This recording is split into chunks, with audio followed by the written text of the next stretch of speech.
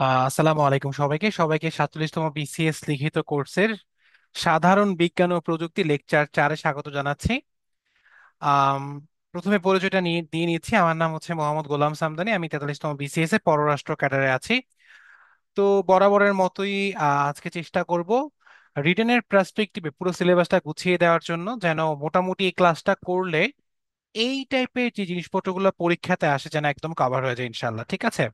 So class শুরু করার আগে আমি জাস্ট একটু আজকে কোন টপিকগুলো নিয়ে পড়াশোনা করব তার নামগুলো একটু বলতেছি। সেটা হচ্ছে যে টপোলজি, নেটওয়ার্কিং ডিভাইস, ওয়েবসাইট সমূহ, email, social media, mobile telephone system, satellite communication system, VSAT, optical fibre কমিউনিকেশনের গুরুত্ব, ওয়াইফাই আর ই কমার্স।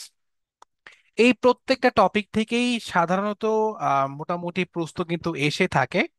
তাই আমি আশা করব আপনারা ক্লাসটা খুব গুরুত্ব সহকারে করবেন, নোট নিয়ে পড়বেন, যেন এই সময়টা আপনার একবারে কাজে লেগে যায় ইনশাল্লাহ। আমরা দেরি না করে ক্লাসে চলে যাচ্ছি। ওকে, ফাইন। প্রথমত হচ্ছে আমরা আজকে যে টপিকটা নিয়ে পড়াশোনা করব সেটা হচ্ছে নেটওয়ার্ক টপোলজি। এখন এই যে টপোলজি শব্দটা, এই টপোলজি শব্দটা আসলে কি মিন করে? টপোলজি শব্দটা মিন করে হচ্ছে এই যে কম্পিউটার নেটওয়ার্ক আছে, এই কম্পিউটার নেটওয়ার্কে একটি কম্পিউটারের সাথে অন্য একটা কম্পিউটারের যে সংযোগ ব্যবস্থা, অর্থাৎ একটা কম্পিউটার যে অন্য কম্পিউটারের সাথে সংযুক্ত অবস্থায় থাকে, যে ব্যবস্থাটা আছে, সেটাকে হচ্ছে টপোলজি বলে। অর্থাৎ কম্পিউটার নেটওয়ার্কে একটি কম্পিউটারের সাথে অন্য একটি কম্পিউটারের যে সংযোগ ব্যবস্থা, যে সংযোগ ব্যবস্থা, সেই সংযোগ ব্যবস্থাকে বলে হচ্ছে আমার নেটওয়ার্ক টপোলজি। তো শুধু শুধু টপোলজি বলে। এখন যদি একটু গুছায় বলতে চাই তাহলে আসলে কি, আমি যদি যদি পুরো সংজ্ঞাটা একটু গুছায় বলতে চাই তাহলে এভাবে লেখা যেতে পারে। সেটা হচ্ছে যে নেটওয়ার্কের কম্পিউটারগুলোকে নেটওয়ার্কের কম্পিউটারগুলোকে কম্পিউটারগুলোকে তারের মাধ্যমে তারের মাধ্যমে যুক্ত করার যে নকশা, যুক্ত করার যে নকশা, এবং পাশাপাশি সংযোগকারী এবং পাশাপাশি সংযোগকারী তারের ভেতর দিয়ে তারের ভেতর দিয়ে ডেটা আদান প্রদানের ডেটা আদান প্রদানের যুক্তি নির্ভর পথের যে পরিকল্পনা, যুক্তি নির্ভর পথের যে পরিকল্পনা যে পরিকল্পনা এই দুইয়ের যে সমন্বিত ধারণা আছে, এই দুইয়ের সমন্বিত ধারণাকে বলা হয় হচ্ছে নেটওয়ার্ক টপোলজি। অর্থাৎ এই দুয়ের সমন্বিত ধারণাকে বলা হয়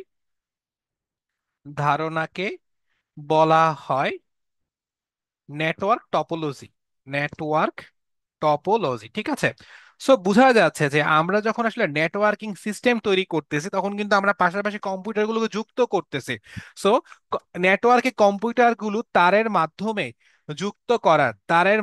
যুক্ত করার যে নকশা, অর্থাৎ আপনি নকশা করলেন, এবং পাশাপাশি সংযোগকারী তারের ভেতর দিয়ে অবশ্যই কি ডেটা যাবে। গত ক্লাস আমরা বাস নিয়ে পড়াশোনা করছি। সো ডেটা আদান প্রদানের যে যুক্তি নির্ভর পথের যে পরিকল্পনা, এই দুইয়ের সমন্বিত ধারণাকে বলা হচ্ছে নেটওয়ার্ক টপোলজি। সো আশা করি টপোলজি এবং নেটওয়ার্ক টপোলজি কি সেই ব্যাপারটা আপনারা একদমই ক্লিয়ার হয়ে গেছেন। এখন এই যে আমরা কম্পিউটার নেটওয়ার্কের মধ্যে টপোলজি ক্রিয়েট করব, অর্থাৎ যে সমন্বিত ব্যবস্থা ক্রিয়েট করব, সেটা বিভিন্ন প্রকার হতে পারে। যেমন বাস টপোলজি হতে পারে, স্টার টপোলজি হতে পারে, রিং টপোলজি হতে পারে, ট্রি, ম্যাশ বা হাইব্রিড টপোলজি। আমরা প্রত্যেকটা টপোলজি নিয়ে ইন্ডিভিজুয়ালি পড়াশোনা করব, কিভাবে লিখতে হয় সেটাও দেখানোর চেষ্টা করবো ইনশাল্লাহ। সো আমরা টপোলজি শিখলাম, সেটা হচ্ছে কম্পিউটার নেটওয়ার্কে একটি কম্পিউটারের সঙ্গে অন্য একটি কম্পিউটারের যে সংযোগ ব্যবস্থা তাকে বলা হয় হচ্ছে টপোলজি। শেষ, সিম্পল। তাহলে আসি নেটওয়ার্ক টপোলজি কি বললাম। নেটওয়ার্কে কম্পিউটারগুলো তারের মাধ্যমে যুক্ত করার যে নকশা এবং পাশাপাশি সংযোগকারী তারের ভেতর দিয়ে ডেটা আদান প্রদানের যুক্তি নির্ভর পথের যে পরিকল্পনা, এই দুয়ের সমন্বিত ধারণাকে বলা হয় হচ্ছে নেটওয়ার্ক টপোলজি। তাই যদি প্রশ্ন আসে নেটওয়ার্ক টপোলজি কত প্রকার, বিভিন্ন প্রকার টপোলজি নিয়ে আলোচনা করুন, দেন আমি বলতে পারি bus topology, star topology, ring topology, tree topology, mash topology, hybrid topology. ঠিক আছে, সো আশা করি এইটুক পর্যন্ত আপনারা ক্লিয়ার হয়ে গেছেন। এবারে আমরা হচ্ছে প্রথম যে টপোলজিটা চলে আসে বাস টপোলজি, সেই বাস টপোলজি নিয়ে কথা বলবো। সো ডান দিকে আমি ছবি দেখতে পারতেছি, এটা বেসিক্যালি বাস টপোলজির একটা ছবিকে রিপ্রেজেন্ট করে। সো বাস টপোলজি আসলে কি যদি বলি খুব ছোট করে, সেটা হচ্ছে এই টপোলজিতে, আমি একটু টার্মটা ইংলিশে লিখতেছি, এই টপোলজিতে টপোলজিতে কম্পিউটারগুলো কম্পিউটারগুলো তারের উভয় পাশে অবস্থান করে। তারের উভয় পাশে অবস্থান করে অবস্থান করে প্রয়োজনীয় ডেটা কেবলের সাহায্যে কম্পিউটারগুলোতে সরবরাহ করে। প্রয়োজনীয় ডেটা কেবলের মাধ্যমে কেবলের মাধ্যমে মাধ্যমে বা সাহায্যে কম্পিউটারগুলোতে সরবরাহ করা হয়। কম্পিউটার গুলোতে সরবরাহ করা হয়। খুবই সিম্পল সংজ্ঞা, সরবরাহ করা হয়। সরি, আমার লেখাগুলো খুব একটা ভালো হচ্ছে না আসলে।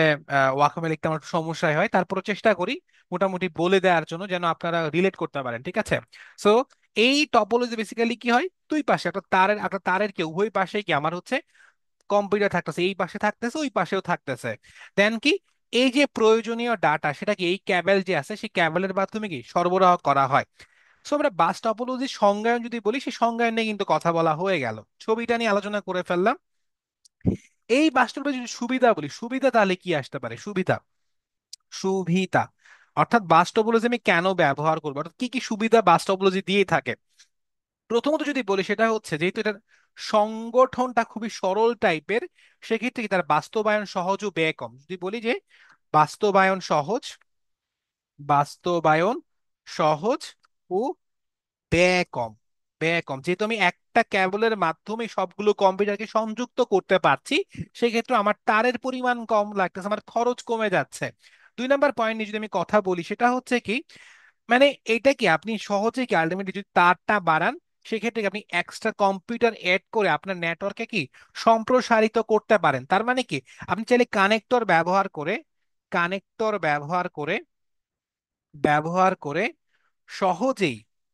সহজেই আপনি হচ্ছে আপনার নেটওয়ার্ককে এক্সপান্ড বা সম্প্রসারণ করতে পারবেন। ঠিক আছে, সহজেই নেটওয়ার্ক নেটওয়ার্ক সম্প্রসারণ করা যায়। নিশ্চয়ই ভিজুয়ালাইজ করতে পারছেন আপনারা ব্যাপারটাকে, তাই না? তিন নাম্বার যদি বলি সেটা হচ্ছে কি, দেখেন খেয়াল করে, আমি যে কোনো সময় আমি চাইলে হচ্ছে একটা কম্পিউটারকে একটা তার ক্যাবল অ্যাড করে আমি একটা কম্পিউটার কিন্তু অ্যাড করতে পারছি, তাই না? যে কোনো একটা কম্পিউটার চাইলে কি আমি এই পাশেও অ্যাড করতে পারতেছি। তার মানে দাঁড়াচ্ছে আমি যে কোনো সময়ে নেটওয়ার্কে নতুন নতুন কম্পিউটার কিন্তু যুক্ত করতে পারছি। ঠিক আছে, সো আমি পয়েন্টটা লিখছি না, জাস্ট বললাম আমি যে কোনো মুহূর্তে চাইলে কি কম্পিউটারের নেটওয়ার্কে নতুন নতুন কম্পিউটার কি যুক্ত করতে পারছি। তিনটা পয়েন্ট নিয়ে আলোচনা করা শেষ। চার নাম্বার পয়েন্টে যদি বলি সেটা হচ্ছে কি, একটু খেয়াল করে দেখেন যারা শুনছেন আমায়, আমি যদি এই কম্পিউটারটা সরায় ফেলি তাহলে কি আমার আলটিমেটলি কোনো সমস্যা হচ্ছে? সমস্যা কিন্তু হচ্ছে না, কারণ আমার সেই কেবলটা কিন্তু ফিক্স আছে, অর্থাৎ সেই কেবল দিয়ে কিন্তু ডাটাটা প্রবাহিত হচ্ছে। ধরেন হচ্ছে কি, আমি যে কোনো মোট একটা কম্পিউটার সরাই নিলাম হচ্ছে এই ব্যবস্থা থেকে, তাহলে কিন্তু আলটিমেটলি আমার নেটওয়ার্ক কিন্তু কিন্তু কোনো সমস্যা হচ্ছে না। তার মানে কি, নেটওয়ার্ক থেকে যে কোনো কম্পিউটার বিচ্ছিন্ন করা হলে সম্পূর্ণ কম্পিউটার নেটওয়ার্ক সচল থাকে। অর্থাৎ আমি চাইলে যদি কোনো কম্পিউটার এখান থেকে সরায় নিই, তারপরেও কিন্তু সম্পূর্ণ নেটওয়ার্কই সচল থাকে। এটা হচ্ছে আমার চার নাম্বার পয়েন্ট। পাঁচ নাম্বার পয়েন্ট যদি বলি, একটু খেয়াল করে দেখেন, এইটাকে পরিচালনা করার জন্য কিন্তু আমার কোনো কেন্দ্রীয় ডিভাইস বা সার্ভারের প্রয়োজন হয় না। তার মানে কি কোনো সেন্ট্রাল ডিভাইস বা কোনো সার্ভার কিন্তু আমার লাগছে না। সো এই পাঁচটাকে খুব সহজ করে আমি কি বাস টপোলজির সুবিধা হিসেবে বলতে পারি। ওকে, সো যেখানে সুবিধা আছে সেখানে হয়তো কিছু অসুবিধাও আছে। সো অসুবিধাগুলো নিয়ে যদি আমি বলি, so আমি যদি অসুবিধাগুলো নিয়ে একটু বলি, প্রথমে যে অসুবিধা নিয়ে কথা বলবো সেটা হচ্ছে যে এখানে বেসিক্যালি একটা ক্যাবলের মধ্য দিয়ে সবগুলো নেটওয়ার্কে কি ডেটা ট্রান্সফার হয়, ডেটা যায়। সেক্ষেত্রে হয় কি সংকেত আদান প্রদান কি এটা একটু স্লো, মানে স্লো ধরনের হয়, ধীর গতির হয়। সো সংকেত আদান প্রদান, সংকেত আদান প্রদান অপেক্ষাকৃত ধীর গতির, অপেক্ষাকৃত ধীর গতির, ধীর গতি। এটা হচ্ছে প্রথম পয়েন্ট, ঠিক আছে। দুই নাম্বার যদি আমি অসুবিধার কথা বলি, সেটা হচ্ছে আমি যে ক্যাবলটা দিয়ে ডাটা ট্রান্সফার করতেছি, ধরেন কোনো কারণে আমার এই ক্যাবলের সমস্যা হয়ে গেছে, তাহলে অসুবিধা কি হবে? আমার পুরো সিস্টেমটাই কিন্তু অচল হয়ে যাবে। তার মানে যদি মেইন লাইনে কোনো ত্রুটি দেখা দেয়, অর্থাৎ মেইন যে বাস বা মেইন যে তার আছে, মেইন, যদি বলি মেইন লাইন বা বাসে যদি কোনো ত্রুটি ধরা পড়ে, কোনো যদি ত্রুটি ধরা পড়ে, যদি কোনো ত্রুটি ধরা পড়ে, তাহলে কি পুরো নেটওয়ার্কটা কি অচল হয়ে যাবে, পুরো নেটওয়ার্ক কি হবে? অচল হয়ে যাবে। খুব সিম্পল, বোঝা যাচ্ছে আশা করি। তিন নম্বরে, এখানে বেসিক্যালি যেহেতু একটা কেবল যায়, ডাটাগুলোর মধ্যে কলিশন বা সংঘর্ষ হয়, অর্থাৎ ডেটা কলিশন কিন্তু এখানে হয়, ডেটা কলিশন বা ডেটা সংঘর্ষ হয়, ঠিক আছে। যত বেশি বাসকে আপনি বড় করবেন, অর্থাৎ ক্যাবেল দিয়ে যত বেশি আপনি কম্পিউটার আপনার নেটওয়ার্কে যুক্ত করবেন, আপনার বাস কিন্তু আপনার কিন্তু পুরো সিস্টেমটা তত বেশি স্লো হয়ে যাবে। অর্থাৎ যত বেশি আপনি কম্পিউটার অ্যাড করতেছেন, যত বেশি বাসটা বড়, যত বেশি তারটা বড়, আপনার হচ্ছে কি আপনার পুরো ব্যাপারটা কিন্তু স্লো হয়ে যাচ্ছে। এটা একটা অসুবিধা। দেন যেহেতু মানে আপনি একটা নেটওয়ার্কের মধ্যে আপনি কম্পিউটার অ্যাড করতেছেন, সেক্ষেত্রে কি ট্রাফিক বেশি হয়, ট্রাফিক যেটা অলরেডি বলে হয়েছে, ট্রাফিক বেশি মানে ডেটা কলিশন বেশি হয়, ঠিক আছে। দেন এটার মধ্যে আরেকটা সমস্যা হচ্ছে, এইটার মধ্যে অন্যান্য স্পেসিফিক সমস্যাগুলো রিকগনাইজ করা একটু ডিফিকাল্ট। আমি যদি বলি সেটা হচ্ছে কি, অন্য সমস্যা চিহ্নিত করা একটু কষ্টসাধ্য, চিহ্নিত করা কষ্টসাধ্য, ঠিক আছে। সো দেখেন এই পর্যন্ত আমরা টপোলজি শিখলাম, আমরা শিখলাম হচ্ছে নেটওয়ার্ক টপোলজি, আমরা শিখলাম নেটওয়ার্ক টপোলজি বিভিন্ন ধাপ নিয়ে আমরা পড়াশোনা করলাম। সেই নেটওয়ার্ক টপোলজির বিভিন্ন ধাপের প্রথম যে ধাপ ছিল বাস টপোলজি, সেই বাস টপোলজি সংজ্ঞায়ন থেকে শুরু করে চিত্র এবং সুবিধা অসুবিধা সবগুলো কিন্তু আমাদের পড়া শেষ হয়ে গেছে আলহামদুলিল্লাহ। আমরা এখন পরবর্তী যে টপোলজি আছে সেই টপোলজি নিয়ে পড়াশোনা করব। সো পরবর্তী যে টপোলজি আছে সেটা হচ্ছে স্টার টপোলজি। সো স্ক্রিনে আপনারা যে ছবিটা দেখতে পাচ্ছেন সেটা হচ্ছে একটা স্টার টপোলজির কি ছবি। স্টার টপোলজি আসলে কি একটু বলি, একটু খেয়াল করে দেখেন, এখানে একটা দেখেন, একটা মাঝখানে কিছু একটা বসে আছে, তাই না? তার মানে বোঝা যাচ্ছে এখানে মাঝখানে কিছু একটা জিনিস থাকে যেটার সাথে অনেকগুলো জিনিস কানেক্টেড থাকে। সো স্টার টপোলজিতে, আমি যদি বলি স্টার টপোলজিতে প্রতিটি নোড, প্রতিটি নোড, এই নোড বলতে আসলে বোঝাচ্ছে যে এই যে নোড কম্পিউটার হইতে পারে, এটা একটা প্রিন্টার হইতে পারে, ইত্যাদি হইতে পারে। অর্থাৎ কি স্টার টপোলজিতে প্রতিটি নোড, আপনি চাইলে ব্র্যাকেট দিয়ে লিখতে পারেন কম্পিউটার হতে পারে, এটা এটা একটা প্রিন্টার হতে পারে, ঠিক আছে, ইত্যাদি যে কোনো কিছু হতে পারে, ইত্যাদি সরাসরি একটি হাব বা সুইচ, সুইচ বা সার্ভারের মাধ্যমে যুক্ত হয়, সার্ভারের মাধ্যমে যুক্ত হয়, মাধ্যমে যুক্ত হয়। সো একটু খেয়াল করে দেখি যারা শুনছেন আমায়, আগে যখন আমরা বাস টপোলজি নিয়ে পড়াশোনা করেছিলাম তখন কিন্তু আমাদের কোনো সেন্ট্রাল ডিভাইস লাগে নাই। বাট যখন আমরা স্টার টপোলজি নিয়ে পড়াশোনা করছি, আমাদের কিন্তু একটা হাব লাগতেছে বা একটা সুইচ লাগতেছে বা একটা সার্ভার লাগতেছে, যেটা কিনা অন্যান্য নোডের সাথে কি সরাসরি যুক্ত থাকে, ঠিক আছে। ফাইন। সো আশা করি মানে কনসেপ্টটা ডেভেলপ হয়ে গেছে ইনশাল্লাহ। সো এবার হচ্ছে আমরা সুবিধা অসুবিধাগুলো নিয়ে পড়াশোনা করবো। সো সুবিধাগুলো নিয়ে যদি পড়াশোনা করি, প্রথমে সুবিধা, খুব সহজ, খুবই সহজ। দেখেন, প্রথমত হচ্ছে কি, যেহেতু সংকেত আদান প্রদান কেন্দ্রীয়ভাবে সংযোগকারী ডিভাইসের মাধ্যমে করা হয়, অর্থাৎ কেন্দ্রীয়ভাবে সংযোগকারী একটা ডিভাইসের মাধ্যমে সংকেত আদান প্রদান করা হয়, তাই এটা কি অপেক্ষাকৃত দ্রুত গতিতে হয়, অপেক্ষাকৃত দ্রুত গতিতে হয়। তো কিভাবে লিখবেন? লিখবেন হচ্ছে যেহেতু সংকেত আদান প্রদান কেন্দ্রীয়ভাবে সংযোগকারী ডিভাইসের মাধ্যমে করা হয়, তাই অপেক্ষাকৃত দ্রুত গতিতে হয়। প্রথম পয়েন্টটা শেষ নিশ্চয়ই। দুই নাম্বার পয়েন্ট নিয়ে যদি কথা বলি সেটা হচ্ছে যেহেতু একটা সেন্ট্রাল সার্ভার থেকে বিভিন্ন কম্পিউটারে ডেটা যাচ্ছে, এখানে ডেটা কোলিশনটা কি তুলনামূলক কম হয়, ডেটা কলিশন কম হয়, ওকে, কম। দেন কি, দেখেন যে কোনো সময় আমি চাইলে কি একটা নোড দিয়ে কি এখানে একটা যুক্ত করতে পারবো, অর্থাৎ কি যে কোনো সময় আমি সার্ভারের সাথে একটা নোড যুক্ত পারবো, করা হয়, অর্থাৎ কি যে কোনো সময় নেটওয়ার্কে, যে কোনো সময় নেটওয়ার্কে নতুন নোড যুক্ত করা হয়, যুক্ত করা হয়, ঠিক আছে। 4 নাম্বার পয়েন্ট যদি কেউ খুব ভালো করে খেয়াল করে দেখেন, আমি যে কোনো যদি একটা নোট সরায় ফেলি তাহলে কিন্তু আলটিমেটলি আমার নেটওয়ার্ক সম্পূর্ণ সচল থাকে, নেটওয়ার্ক কোনো ধরনের সমস্যা হয় না। তার মানে 4 নাম্বার পয়েন্টটা কি, যে নেটওয়ার্ক থেকে যে কোনো নোড বিচ্ছিন্ন করা হলে কিংবা নেটওয়ার্কে কোনো লোড অচল হলেও আমার কি নেটওয়ার্কটা কি সম্পূর্ণ কি সচল থাকে। ঠিক আছে, সো এটা লিখে দেবেন 4 নাম্বার পয়েন্ট। সো 4টা পয়েন্ট মোটামুটি কিন্তু শেষ হয়ে গেছে। ওকে, অসুবিধা নিয়ে যদি একটু বলি, অসুবিধা, যদি একটু অসুবিধা নিয়ে কথা বলি, অসুবিধা, অসুবিধা নেই কি বলা যায় দেখেন খেয়াল করে, আমার প্রত্যেকটা নোড, অর্থাৎ আমি যদি যদি ধরি A computer, B computer, C computer, আমার প্রত্যেকটা নোডের জন্য আলাদা আলাদা করে তার লাগতেছে। তার মানে কি আমি যখন এটা বাস্তবায়ন করতে যাবো আমার খরচ বেশি হবে। কেন খরচ বেশি হবে? যেহেতু প্রত্যেকটা নোডকে যুক্ত করতে হলে আমার আলাদা করে তার লাগে, তার মানে ব্যয়টা কি বেশি হয়, অর্থাৎ এই টপোলজি বাস্তবায়নে ব্যয় বেশি হয়। শেষ। 2 নাম্বার হচ্ছে যে এই অসুবিধা নিয়ে কথা বলবো, আমি প্রত্যেকটা নোডকে কি একটা সেন্ট্রাল হাবের সাথে যুক্ত করছি, সুইচের সাথে যুক্ত করছি বা সার্ভারের সাথে যুক্ত করছি।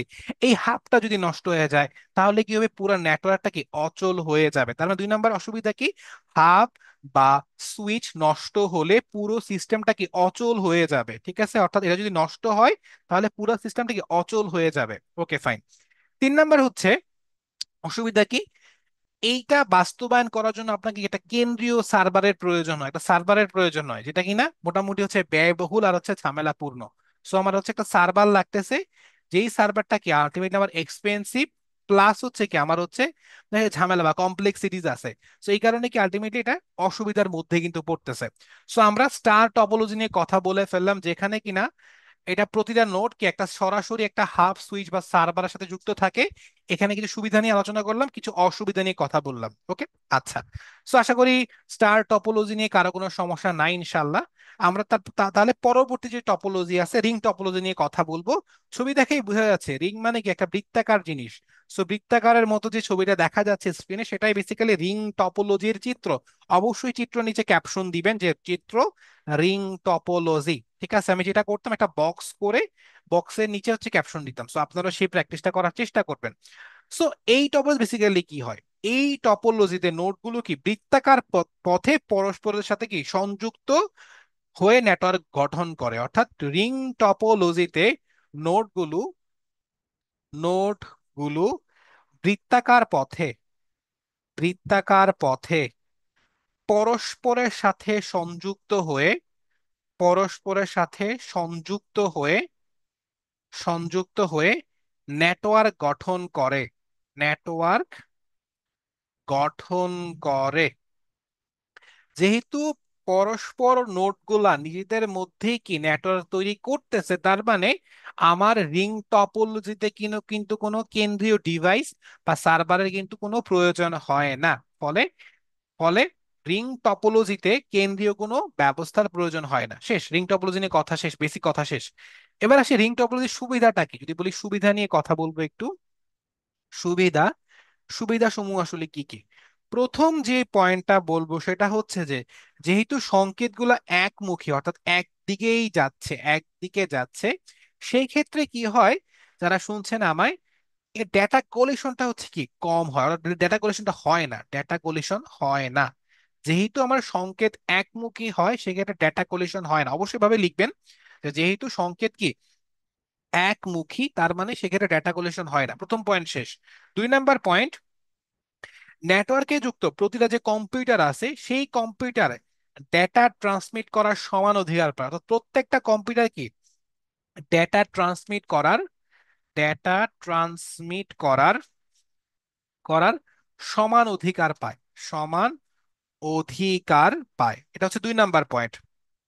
3 নাম্বার পয়েন্ট একটু আগে আলোচনা করছি, সেক্ষেত্রে হচ্ছে এটাতে কোনো আমার সেন্ট্রাল কোনো ডিভাইস লাগতেছে না, সেন্ট্রাল কি কোনো ডিভাইস আমার প্রয়োজন হচ্ছে না। দেন হচ্ছে কি 4 নাম্বার, যেহেতু তারের প্রয়োজন কম হয়, একটা তারের মধ্যেই আমি কম্পিউটারগুলোকে যুক্ত করে নেটওয়ার্ক তৈরি করে ফেলতে পারতেছি, সেক্ষেত্রে এর বাস্তবায়ন ব্যয়টা হচ্ছে কি কম, বাস্তবায়ন ব্যয় হচ্ছে কম। ওকে, সো 4টা পয়েন্ট নিয়ে কথা বললাম, 4টা সুবিধা নিয়ে কথা বললাম। যদি একটু অসুবিধা নিয়ে কথা বলি, এবার একটু অসুবিধা নিয়ে কথা বলবো। অসুবিধা, প্রথম যে অসুবিধা আছে হচ্ছে রিং টপোলজি, সেটা হচ্ছে যে মানে এখানে দেখেন, খেয়াল করে এ থেকে বি তে যায়, বি থেকে সি তে যায়, সি থেকে ডি তে যায়, তার মানে আমি কিন্তু চাইলেই এ থেকে ডি তে ডিরেক্টলি ডাটা পাঠাতে পারবো না। তার মানে কি, রিং হওয়াতে একটি কম্পিউটার অন্য একটি কম্পিউটার কি সরাসরি ডেটা ডেটা প্রেরণ করতে পারে না, অর্থাৎ এ থেকে কিন্তু আপনি সরাসরি কি ডিতে পাঠাতে পারছেন না, এ থেকে সরাসরি আপনি সিতে পাঠাতে পারছেন না। সো এইটা হচ্ছে প্রথম অসুবিধা, অর্থাৎ আপনি সরাসরি অন্য কোনো কম্পিউটারে ডেটা পাঠাতে পারছেন না। দুই নাম্বার যদি অসুবিধা নিয়ে কথা বলি, যেহেতু একটার পরে একটা নোড বা কম্পিউটারে যাচ্ছে, সেক্ষেত্রে ডেটা ট্রান্সমিশন যে স্পিড আছে, ডেটা ট্রান্সমিশন যে স্পিড আছে, সেই ডাটা ট্রান্সমিশন স্পিডটা কি হয়, কম হয়, সেটা কি কম হয়। ওকে, দেন একটু খেয়াল করে দেখেন 3 নাম্বার পয়েন্ট, যে অসুবিধা নিয়ে কথা বলবো, ধরেন আমি এই সিস্টেম থেকে একটা নোট সরাই নিচ্ছি। যদি আমি একটা সিস্টেম সরাই নিই, তাহলে কি পুরা নেটওয়ার্কটাকে বিচ্ছিন্ন হয়ে যাচ্ছে না? তার মানে যে কোনো নোট বিচ্ছিন্ন করা হলে সম্পূর্ণ ব্যবস্থা কি অচল হয়ে যাচ্ছে। 3 নাম্বার পয়েন্টটা কি, যে কোনো নোট বিচ্ছিন্ন করা হলে সম্পূর্ণ ব্যবস্থা অচল হয়ে যায়। 3 নাম্বার পয়েন্ট শেষ। 4 নাম্বার পয়েন্ট নিয়ে যদি একটু বলি, সেটা হচ্ছে যেহেতু একটা তারের মধ্যে সবগুলা নোড যুক্ত থাকে, সেক্ষেত্রে কোনো সমস্যা হলে এটা খুঁজে বের করা একটু ডিফিকাল্ট হয় কি রিং টপোলজির ক্ষেত্রে, অর্থাৎ কোনো সমস্যা হলে সেটা খুঁজে বের করা কি কঠিন এই টপোলজির ক্ষেত্রে। দেন 5 নাম্বার হচ্ছে, এই রিং টপোলজিকে মেনটেনেন্স করার জন্য বেসিক্যালি যে সফটওয়্যার গুলো ব্যবহার করা, সেগুলো হচ্ছে একটু জটিল টাইপের সফটওয়্যার হয়, অর্থাৎ কি জটিল সফটওয়্যার প্রয়োজন হয়। সো রিং টপোলজি যেমন সুবিধা আছে, রিং টপোলজি কিন্তু অসুবিধাও আছে। So, আমরা সংজ্ঞায়ন দেখলাম, আমরা ছবি দেখলাম, আমরা দেখলাম সুবিধা আর অসুবিধা। সো যদি রিং টপোলজিটা লিখতে হয়, এই 4টা পয়েন্ট লিখলে কিন্তু আপনি পুরোপুরি মোটামুটি ফুল মার্কস পেয়ে যাবেন ইনশাল্লাহ। ওকে, সামনে আগাবো একটু। আমরা এখন হচ্ছে পরবর্তী যে টপোলজি আছে, ট্রি টপোলজি, সেই ট্রি টপোলজির কথা বলবো। ট্রি টপোলজি আগে ম্যাশ টপোলজি নিয়ে একটু কথা বলে আসে, কারণ সিরিয়াল সিরিয়াল করে আগাই, ঠিক আছে? সো আমার রিং শেষ, এবার আসি mash topology. So mesh topology basically কি দেখেন, ছবি দেখেই বোঝা যাচ্ছে এখানে কি মানে একটি কম্পিউটার নেটওয়ার্কভুক্ত অন্য প্রতিটি কম্পিউটার সাথে সরাসরি যুক্ত থাকে। একটু খেয়াল করে দেখেন, আমি ধরি যদি এ, বি, সি, ডি, ই, এফ, অর্থাৎ 6টা এখানে নোড বা কম্পিউটার আছে। দেখেন এ বি এর সাথে যুক্ত আছে, এ সি এর সাথে যুক্ত আছে, এ ডি এর সাথে যুক্ত আছে, এ ই এর সাথে যুক্ত আছে, এ এফ এর সাথে যুক্ত আছে, অর্থাৎ চাইলে কি সে প্রত্যেকটা কম্পিউটার সাথে যুক্ত থাকে। অর্থাৎ ম্যাচ টপোলজিতে বেসিক্যালি কি হয়, প্রত্যেকটা কম্পিউটার অর্থাৎ নেটওয়ার্কভুক্ত প্রত্যেকটা কম্পিউটারকে একে অপরের সাথে সরাসরি সংযুক্ত থাকে। এটা হচ্ছে ম্যাচ টপোলজির হচ্ছে বৈশিষ্ট্য। ওকে, আচ্ছা, এবার আসি হচ্ছে যে যেহেতু হচ্ছে উম, সবগুলা কম্পিউটার একে অন্যের সাথে হচ্ছে যুক্ত থাকে, তার মানে কি না, যে কোনো সময় চাইলে দ্রুত আপনি ডেটা ট্রান্সফার করতে পারবেন, ঠিক আছে? এই যে পারস্পরিক যে সংযোগটা আছে, এই সংযোগটাকে বলা হয় হচ্ছে point to point link. Point to point link, point to point, বা এটাকে বলতে পারি পিয়ার টু পিয়ার লিঙ্ক, ঠিক আছে? পিয়ার টু পিয়ার লিঙ্ক বলে। ওকে, অর্থাৎ কি যেহেতু প্রত্যেকটা কম্পিউটারে সংযুক্ত থাকে, ফলে যে কোনো কম্পিউটার নেটওয়ার্কভুক্ত অন্য যে কোনো কম্পিউটারের সাথে দ্রুত কি ডেটা আদান প্রদান করতে পারে। এই যে পারস্পরিক সংযোগ আছে, এটাকে বলে কি পয়েন্ট টু পয়েন্ট বা peer to peer network. So mesh topology নিশ্চয়ই বোঝা হয়ে গেছে, সংজ্ঞাটা নিশ্চয়ই বোঝা হয়েছে। ছবি দেখলাম, ছবি নিচে অবশ্যই ক্যাপশন দিবেন। সো সংজ্ঞায়ন করলেন, ছবি আঁকলেন, চিত্র লিখলেন, এবার হচ্ছে আপনি সুবিধা আর অসুবিধাগুলো লিখবেন। সো যদি সুবিধাগুলো নিয়ে কথা বলি, সুবিধা, এইটা যেহেতু প্রত্যেকটা কম্পিউটার সাথে যুক্ত থাকে, সেক্ষেত্রে সেক্ষেত্রে কি হয়, এর ডাটা ট্রান্সমিশন যে স্পিড থাকে, সেই ডাটা ট্রান্সমিশন স্পিডটা কি দ্রুত হয়, অর্থাৎ data transmission speed transmission speed আমার হচ্ছে কি দ্রুত গতিতে হয়, দ্রুত গতিতে হয়। এটা হচ্ছে প্রথম পয়েন্ট। 2 নাম্বার পয়েন্ট, সেটা হচ্ছে যে যে সুবিধা নিয়ে কথা বলবো, 2 নাম্বার সুবিধা, যে প্রথম সুবিধা নিয়ে কথা বলে ফেললাম, সেটা হচ্ছে কি ডেটা ট্রান্সমিশন স্পিড দ্রুত গতিতে হয়। 2 নাম্বার যে, আচ্ছা একটু দেখি, উম, একটু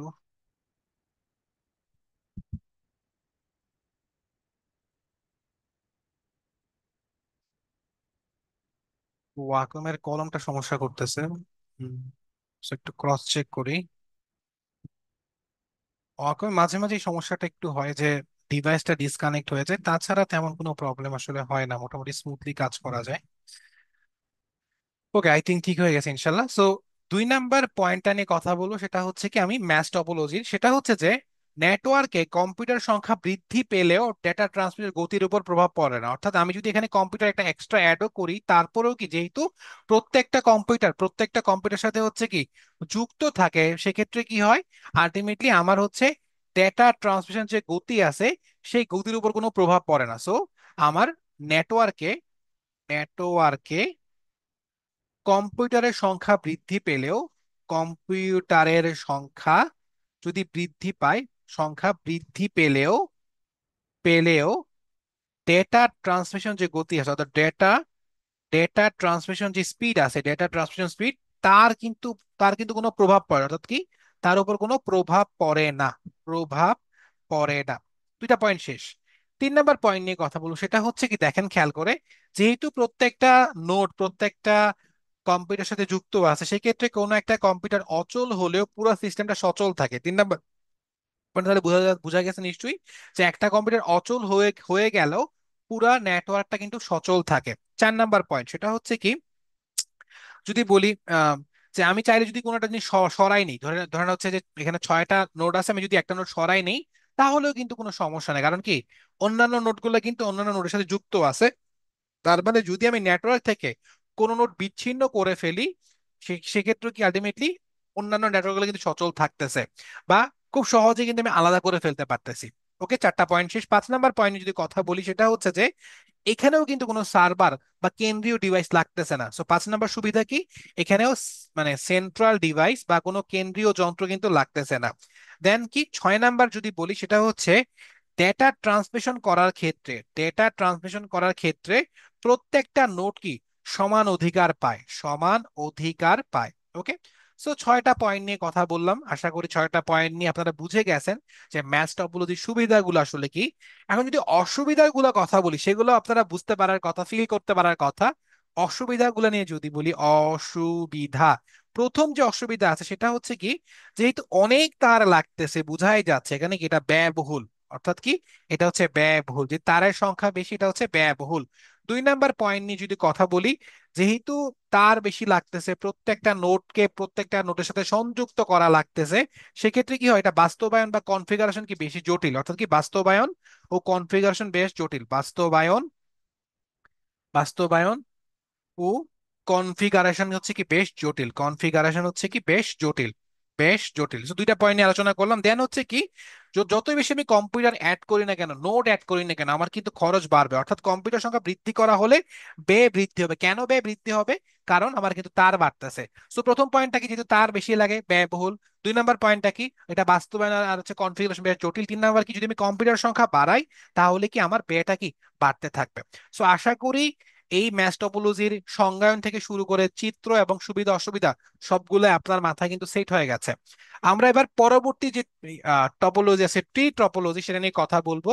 সো বোঝা যাচ্ছে এটা জাস্ট এক্সটেনশন। ব্যাপারটা কি এরকম ধরনের, যে মনে করেন হচ্ছে আপনি কোথাও মার্কেটে গেছেন, সাপোজ ধরেন হচ্ছে আপনি আহ স্বপ্ন ওয়াগরা যেগুলো আমরা বলি সুপার মার্কেট গুলো, সেই মার্কেটে গেলেন, ঠিক আছে। এই মার্কেটে ধরেন হচ্ছে একজন ম্যানেজার আছে, সেই ম্যানেজারের আন্ডারে হচ্ছে 2জন এমপ্লয়ি আছে। এই ম্যানেজারের আন্ডারে কিন্তু কি একজন বস আছে, ধরেন একজন ফাইনাল বস।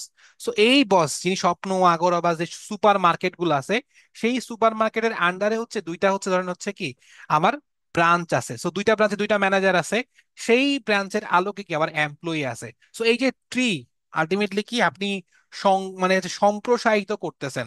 সো এটা হচ্ছে বেসিক্যালি স্টার যে টপোলজি আমরা বলি, স্টার টপোলজির সম্প্রসারিত রূপ। সো ট্রি টপোলজি হচ্ছে স্টার টপোলজির স্টার টপোলজির সম্প্রসারিত রূপ হচ্ছে আমার ট্রি টপোলজি, ঠিক আছে।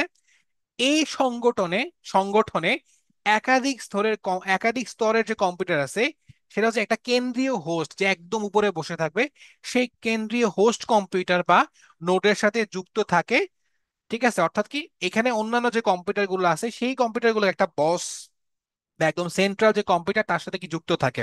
তো বোঝাই যাচ্ছে আলটিমেটলি কি এটা জাস্ট এক্সটেন্ড করে, এটা হচ্ছে বাড়তে থাকে। ওকে, সেটা সুবিধা কি, সুবিধা হচ্ছে আপনি আপনার মতো করে কাজ করতে পারবেন। অর্থাৎ কি আপনার যেখানে যেটা প্রয়োজন সেই অনুসারে আপনি কাজ করতে পারবেন। আর অসুবিধা কি? অসুবিধা বোঝাচ্ছে, এটা এটা হচ্ছে কি আলটিমেটলি বাস্তবায়ন করা একটু ডিফিকাল্ট, কনফিগারেশন জটিল, একটু ব্যয়বহুল, এগুলো হচ্ছে অসুবিধার মধ্যে পড়ে। ওকে, আচ্ছা। এবার আসি হাইব্রিড টপোলজি। নাম দেখেই চেনা যাচ্ছে আসলে হাইব্রিড টপোলজি কি।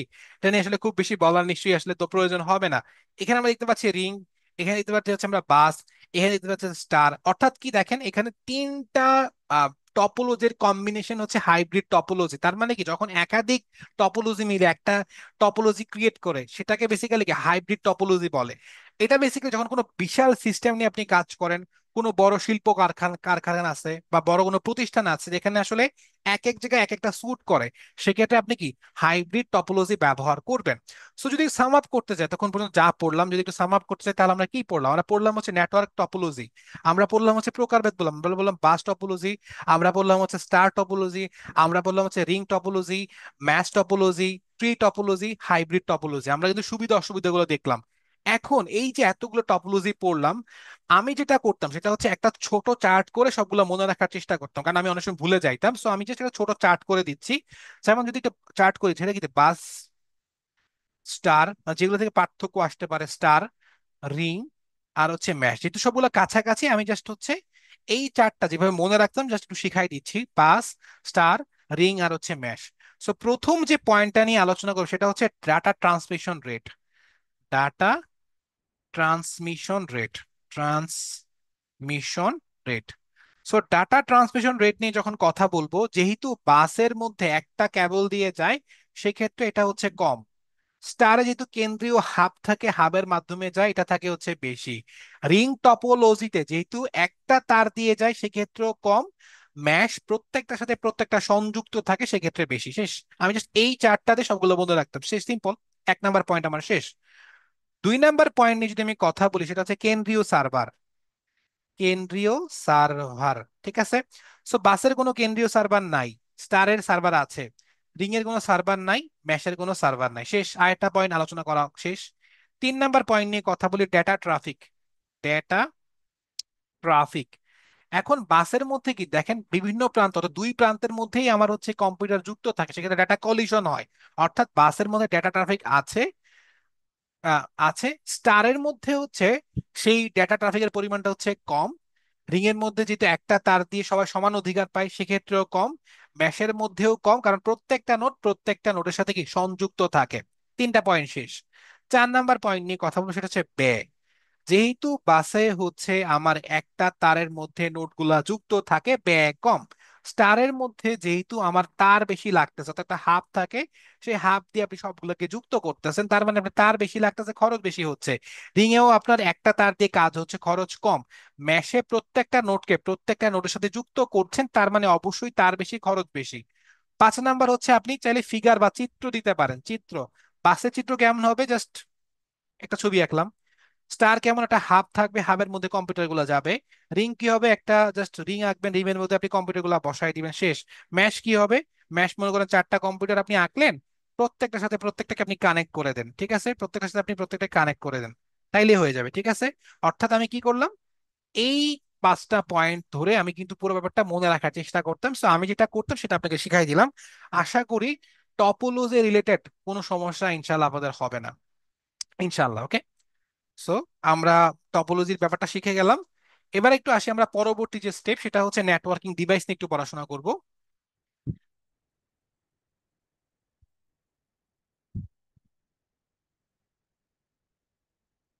ওকে, একটু পানি খেলাম, পানি খেয়ে নিলাম। ওকে। সো নেটওয়ার্কিং ডিভাইস যদি পড়াশোনা করতে চাই, প্রথমে আমাকে বুঝতে হবে নেটওয়ার্কিং ডিভাইস বলতে আসলে কি বোঝায়। সো আমি একটু সংজ্ঞান যদি করি, নেটওয়ার্কিং ডিভাইস, আপনারা এগুলো জানেন, মানে সবকিছুই জানেন, যে একটু গুছায় লিখতে হবে এইটুকুই আর কি। সো যদি নেটওয়ার্কিং ডিভাইসের কথা বলি,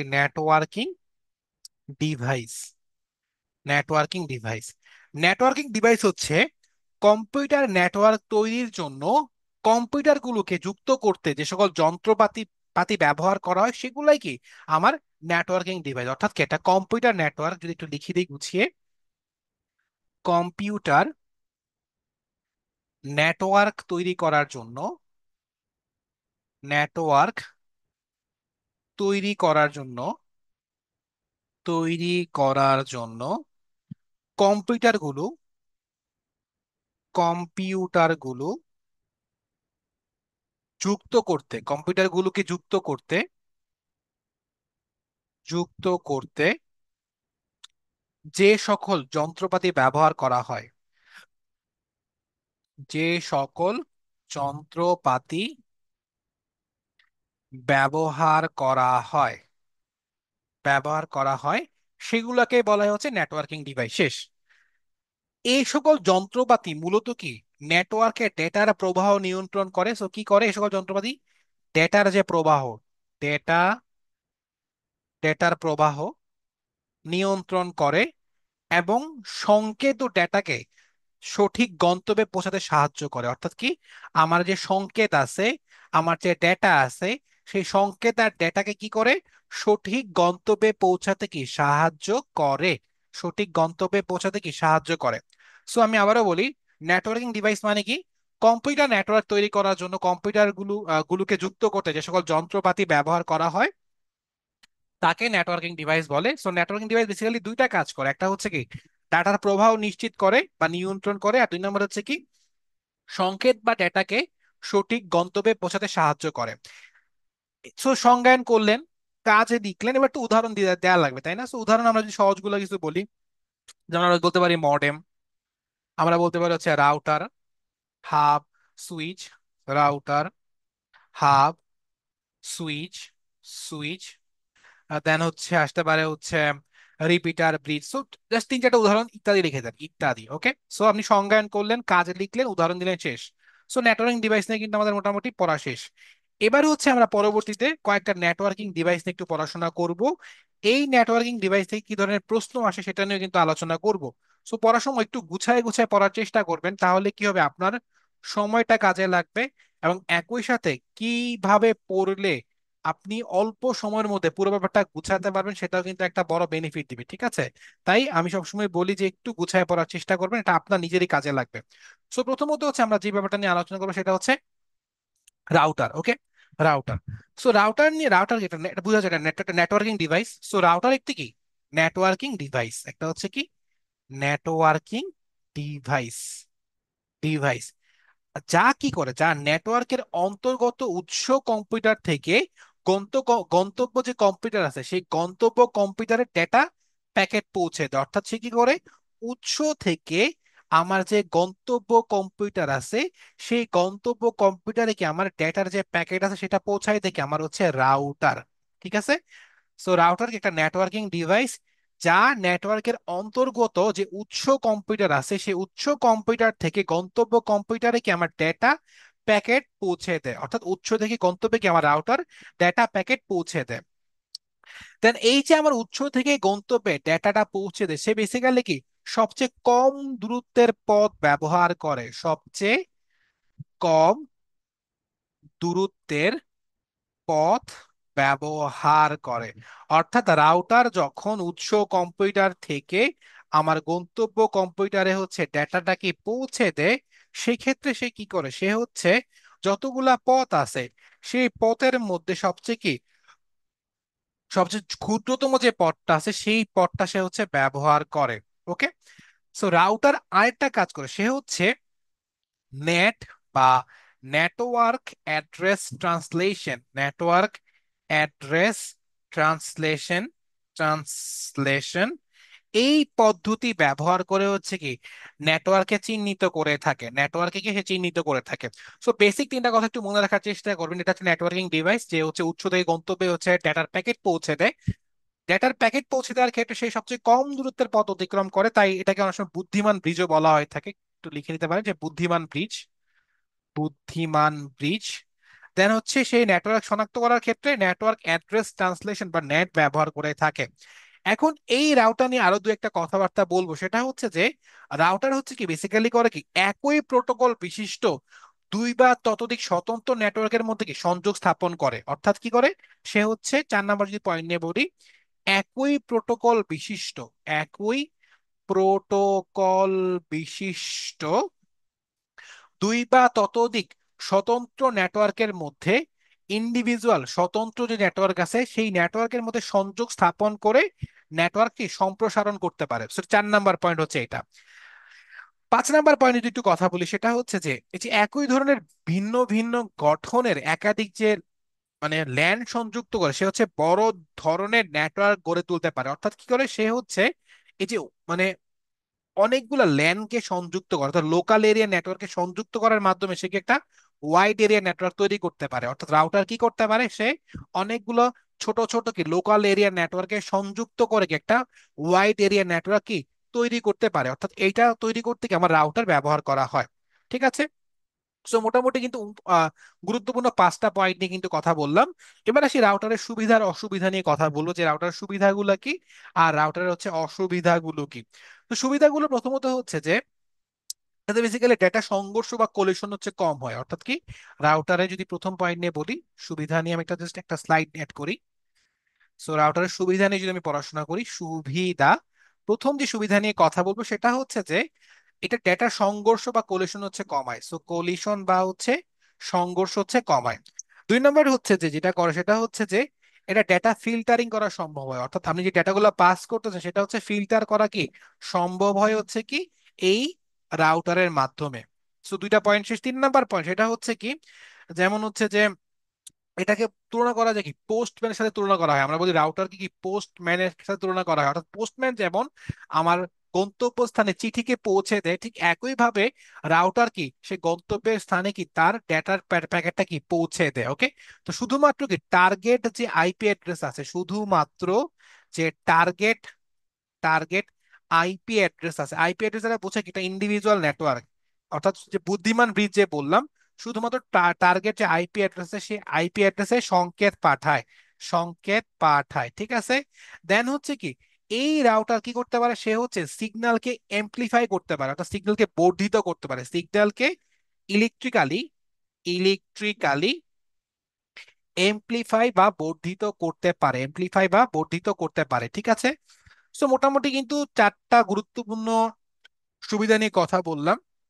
দেন আরেকটা যেটা সংজ্ঞানের মধ্যে আমরা পাইলাম, সে কি করে একাধিক প্রোটোকল বিশিষ্ট, সরি একই প্রোটোকল বিশিষ্ট একাধিক স্বতন্ত্র নেটওয়ার্কের মধ্যে কি সংযোগ স্থাপন করতে পারে। অর্থাৎ same protocol, same protocol, different device. ঠিক আছে। ডিফারেন্ট ডিফারেন্ট ডিভাইস বা ডিফারেন্ট নেটওয়ার্কের মধ্যে কি ডিফারেন্ট ইন্ডিভিজুয়াল নেটওয়ার্ক বা ডিফারেন্ট স্বতন্ত্র নেটওয়ার্কের মধ্যে কি সে সংযোগ স্থাপন করতে পারে। সো এই 5টা কিন্তু সুবিধার মধ্যে পড়ে। যদি অসুবিধা নিয়ে কথা বলি, রাউটারের অসুবিধা, অসুবিধা অসুবিধা প্রথম যে অসুবিধা নিয়ে কথা বলবো সেটা হচ্ছে কি এর দাম তুলনামূলক একটু বেশি হয়। দেন হচ্ছে এটা শুধুমাত্র কি একটা সেম প্রোটোকলের মধ্যে যে নেটওয়ার্ক গুলো আছে সেগুলোকে সংযুক্ত করতে পারে। সো সে কি ভিন্ন প্রোটোকল বিশিষ্ট নেটওয়ার্কে কি সংযুক্ত করতে পারে না। সো ভিন্ন প্রোটোকল বিশিষ্ট নেটওয়ার্কে সে সংযুক্ত করতে পারে না। এই রাউটারে যে কনফিগারেশন আছে এই কনফিগারেশন গুলো একটু তুলনামূলক কি জটিল হয়, এটা কি হয় কমপ্লেক্স বা জটিল হয়। সো 3টা অসুবিধার কথা বললাম। দেন 4 নাম্বার পয়েন্ট একটা আছে গেটওয়ে। এই গেটওয়ে থেকে কি এটা ধীর গতি সম্পন্ন হয়, ধীর গতি সম্পন্ন হয়। ওকে। সো প্রথমত হচ্ছে দাম তুলনা অপেক্ষা কিন্তু বেশি হয়, ভিন্ন প্রোটোকল বিশিষ্ট নেটওয়ার্কে সংযুক্ত করতে পারে না। 3 নাম্বার পয়েন্ট হচ্ছে এর কনফিগারেশন তুলনামূলক জটিল। আর 4 নাম্বার পয়েন্ট হচ্ছে এটা হচ্ছে ধীর গতি সম্পন্ন। ঠিক আছে। সো এই 4টা পার্থক্য অবশ্যই হচ্ছে বা 4টা অসুবিধার কথা কিন্তু একটু মাথায় রাখা লাগবে। সো যেহেতু হচ্ছে গেটওয়ের কথা চলে আসছে, জাস্ট ছোট করে একটু রাউটার আর গেটওয়ের পার্থক্য বলে দেই। সো পরীক্ষাতে অবশ্য প্রশ্ন আসতে পারে যে রাউটার আর হচ্ছে গেটওয়ের মধ্যে পার্থক্য, গেটওয়ের মধ্যে পার্থক্য আলোচনা করো বা পার্থক্য লিখো। সো প্রথম যে পার্থক্য নিয়ে কথা বলবো, প্রথম যে পার্থক্যটা নিয়ে কথা বলবো সেটা হচ্ছে যে রাউটার হচ্ছে সেম প্রোটোকল, অর্থাৎ একই প্রোটোকল বিশিষ্ট দুই বা ততোধিক স্বতন্ত্র নেটওয়ার্কের মধ্যে সংযোগ স্থাপন করে। অন্যদিকে গেটওয়ে কি করে, সে হচ্ছে ভিন্ন ভিন্ন বা ডিফারেন্ট যে প্রোটোকল আছে সে ডিফারেন্ট প্রোটোকল বিশিষ্ট দুই বা ততোধিক স্বতন্ত্র নেটওয়ার্কে কি সংযোগ স্থাপন করতে পারে। সো এটা হচ্ছে একদম বেসিক যে পার্থক্য, সেই বেসিক পার্থক্য। 2 নাম্বার হচ্ছে যে আহ, সেটা হচ্ছে যে মানে এটা একটু স্লো হয়। অর্থাৎ যেহেতু সে সে হচ্ছে একই নেটওয়ার্কে করে, সেটা একটু ধীর গতি সম্পন্ন হয়, স্লো, ধীর গতি সম্পন্ন। আর এটা কি তুলনামূলক একটু ফাস্ট হয় বা হচ্ছে দ্রুত গতি সম্পন্ন, অধিক দ্রুত গতি সম্পন্ন। ঠিক আছে, সম্পন্ন। দেন হচ্ছে যে এই রাউটার আমরা একটু আগে পড়ে আসি, এটা হচ্ছে নেটওয়ার্ক অ্যাড্রেস ট্রান্সলেশন পদ্ধতিতে কি আমার নেটওয়ার্ক শনাক্ত করে। অন্যদিকে এই গেটওয়ে হচ্ছে আমার প্রোটোকল ট্রান্সলেশন ব্যবহার করে, ঠিক আছে। দেন হচ্ছে এই রাউটার হচ্ছে ওএসআই যে মডেল আছে, সেই ওএসআই মডেলের হচ্ছে তৃতীয় ও চতুর্থ স্তরে ক্রিয়া করে। আমরা ওএসআই নিয়ে কোনো কোনো ক্লাসে পড়বো ইনশাল্লাহ। সো তৃতীয় স্তরটা বেসিক্যালি হচ্ছে সেশন লেয়ার। আর চতুর্থটা হচ্ছে আমার ট্রান্সপোর্ট লেয়ার। জাস্ট একটু দেখাই দিচ্ছে এখন ছোট করে, যখন আমরা ওএসআই পড়বো তখন আমরা ডিটেলস দেখবো। সো ওএসআই তৃতীয় ও চতুর্থ স্তরে কাজ করে হচ্ছে আমার রাউটার। অন্যদিকে ওএসআই হচ্ছে পঞ্চম স্তর মানে নেটওয়ার্ক যে লেয়ার আছে, নেটওয়ার্ক লেয়ার, সেই নেটওয়ার্ক লেয়ারে কাজ করে হচ্ছে কি আমার গেটওয়ে।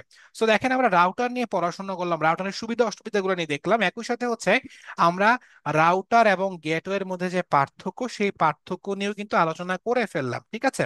আচ্ছা, সামনে আগাবো তাহলে ইনশাল্লাহ। আমরা এখন হচ্ছে হাব নিয়ে কথা বলবো, অর্থাৎ হাব। সো হাব নিয়ে ডিরেক্টলি হচ্ছে বলি, জাস্ট কয়েকটা পয়েন্ট নিয়ে আলোচনা করি। বোঝা যাচ্ছে হাব একটা কেন্দ্রীয় বা ডিভাইস, যে ডিভাইসের সাথে অনেকগুলো নোড যুক্ত থাকে। সো প্রথম যে পয়েন্ট সেটা হচ্ছে যে এটি এক ধরনের নেটওয়ার্কিং ডিভাইস। এটা হচ্ছে এক ধরনের কি নেটওয়ার্কিং ডিভাইস। মেইন পয়েন্টগুলো জাস্ট আলোচনা করবো, নেটওয়ার্কিং ডিভাইস।